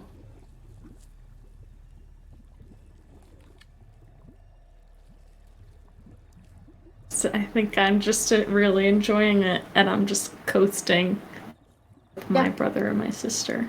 You can. You spend who knows how long just flying and enjoying the freedom, and occasionally the three of you might dive down into the water and suddenly you're otters, and you emerge from the water and you're dolphins, and then you fly back up. And then eventually you know that it's time for the journey to begin. Because you can't stay in one place for too long. And you don't hear your mother's call, but you feel it in your bones. and you know that it's time to go home because the wild is calling you. And so you eventually are able to make your way back begrudgingly and kind of corralled and herded by your sister. But eventually you make your way back, passing through the cliff, the forest, the field, and back to where your burrows lay. And then your sister and your brother are not there. The trees are burning, barren. The forms of sister, brother are hurt. They're dying. Mother stands between you and an army of radiant, blinding light. And with a final wish for you to be what you are, you and your father and your siblings who are fading fast are shunted elsewhere. And you wake up. And you're back in the inn. And that is where we're going to end our session for tonight.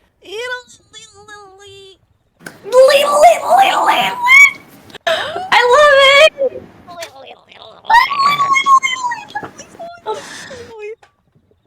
So my mom might be a little mad, but that could also be me projecting her madness onto myself. Right. Maybe. You are a victim. So far, that's what it's feeling like. Everyone's like, ego, perhaps being raised by a witch, you didn't have the Particular best one. childhood. Maybe. Poured boiling water on you out of her Oh my god, cauldron. GG. I was dirty! Yeah, you're dirty. You're nasty. I was snuffling for mushrooms. Yeah. Well. That's not how you clean a baby. That's how you clean a hexblood, baby. Yeah. I mean, I whatever. guarantee you the baby will be clean after. I mean, the Yeah. baby Leftovers. pulls their tooth out and gives it to somebody and it regrows the next day, so... I'd be like that. Yeah. Well, good game, everybody. GG. Thank you, as always, to my lovely players for being here and letting me DM for you all. Thank you for those who have tuned in and watched. We appreciate having you here. Are there any announcements other than, like, Cardboard Castle Games? Check them out. Little Dragon Corp, check them out. Check out our other shows. Check out our Discord. There's something new coming in January. Check out our YouTube. I think that's it. Yeah. Yeah. Okay, well, Yeah. when you're a group of friends who is making a devil contract without reading the terms, constantly falling into dreams where everybody around you is sobbing, you're just surrounded by cats all the time and you don't know what they're saying, or you're just like a regular guy that the elderly innkeeper's thirsting after. Don't forget to add your proficiency bonus. Hey. And we are planning to be back next week because that is our normal week for our on-off schedule. So we should be on next week and then we'll be off the week after to get Yeah. back on track. Yes. Yes. Yeah. Alright. Good game. Love you, Good game. bye. Love you, bye. Bye. Love you, bye.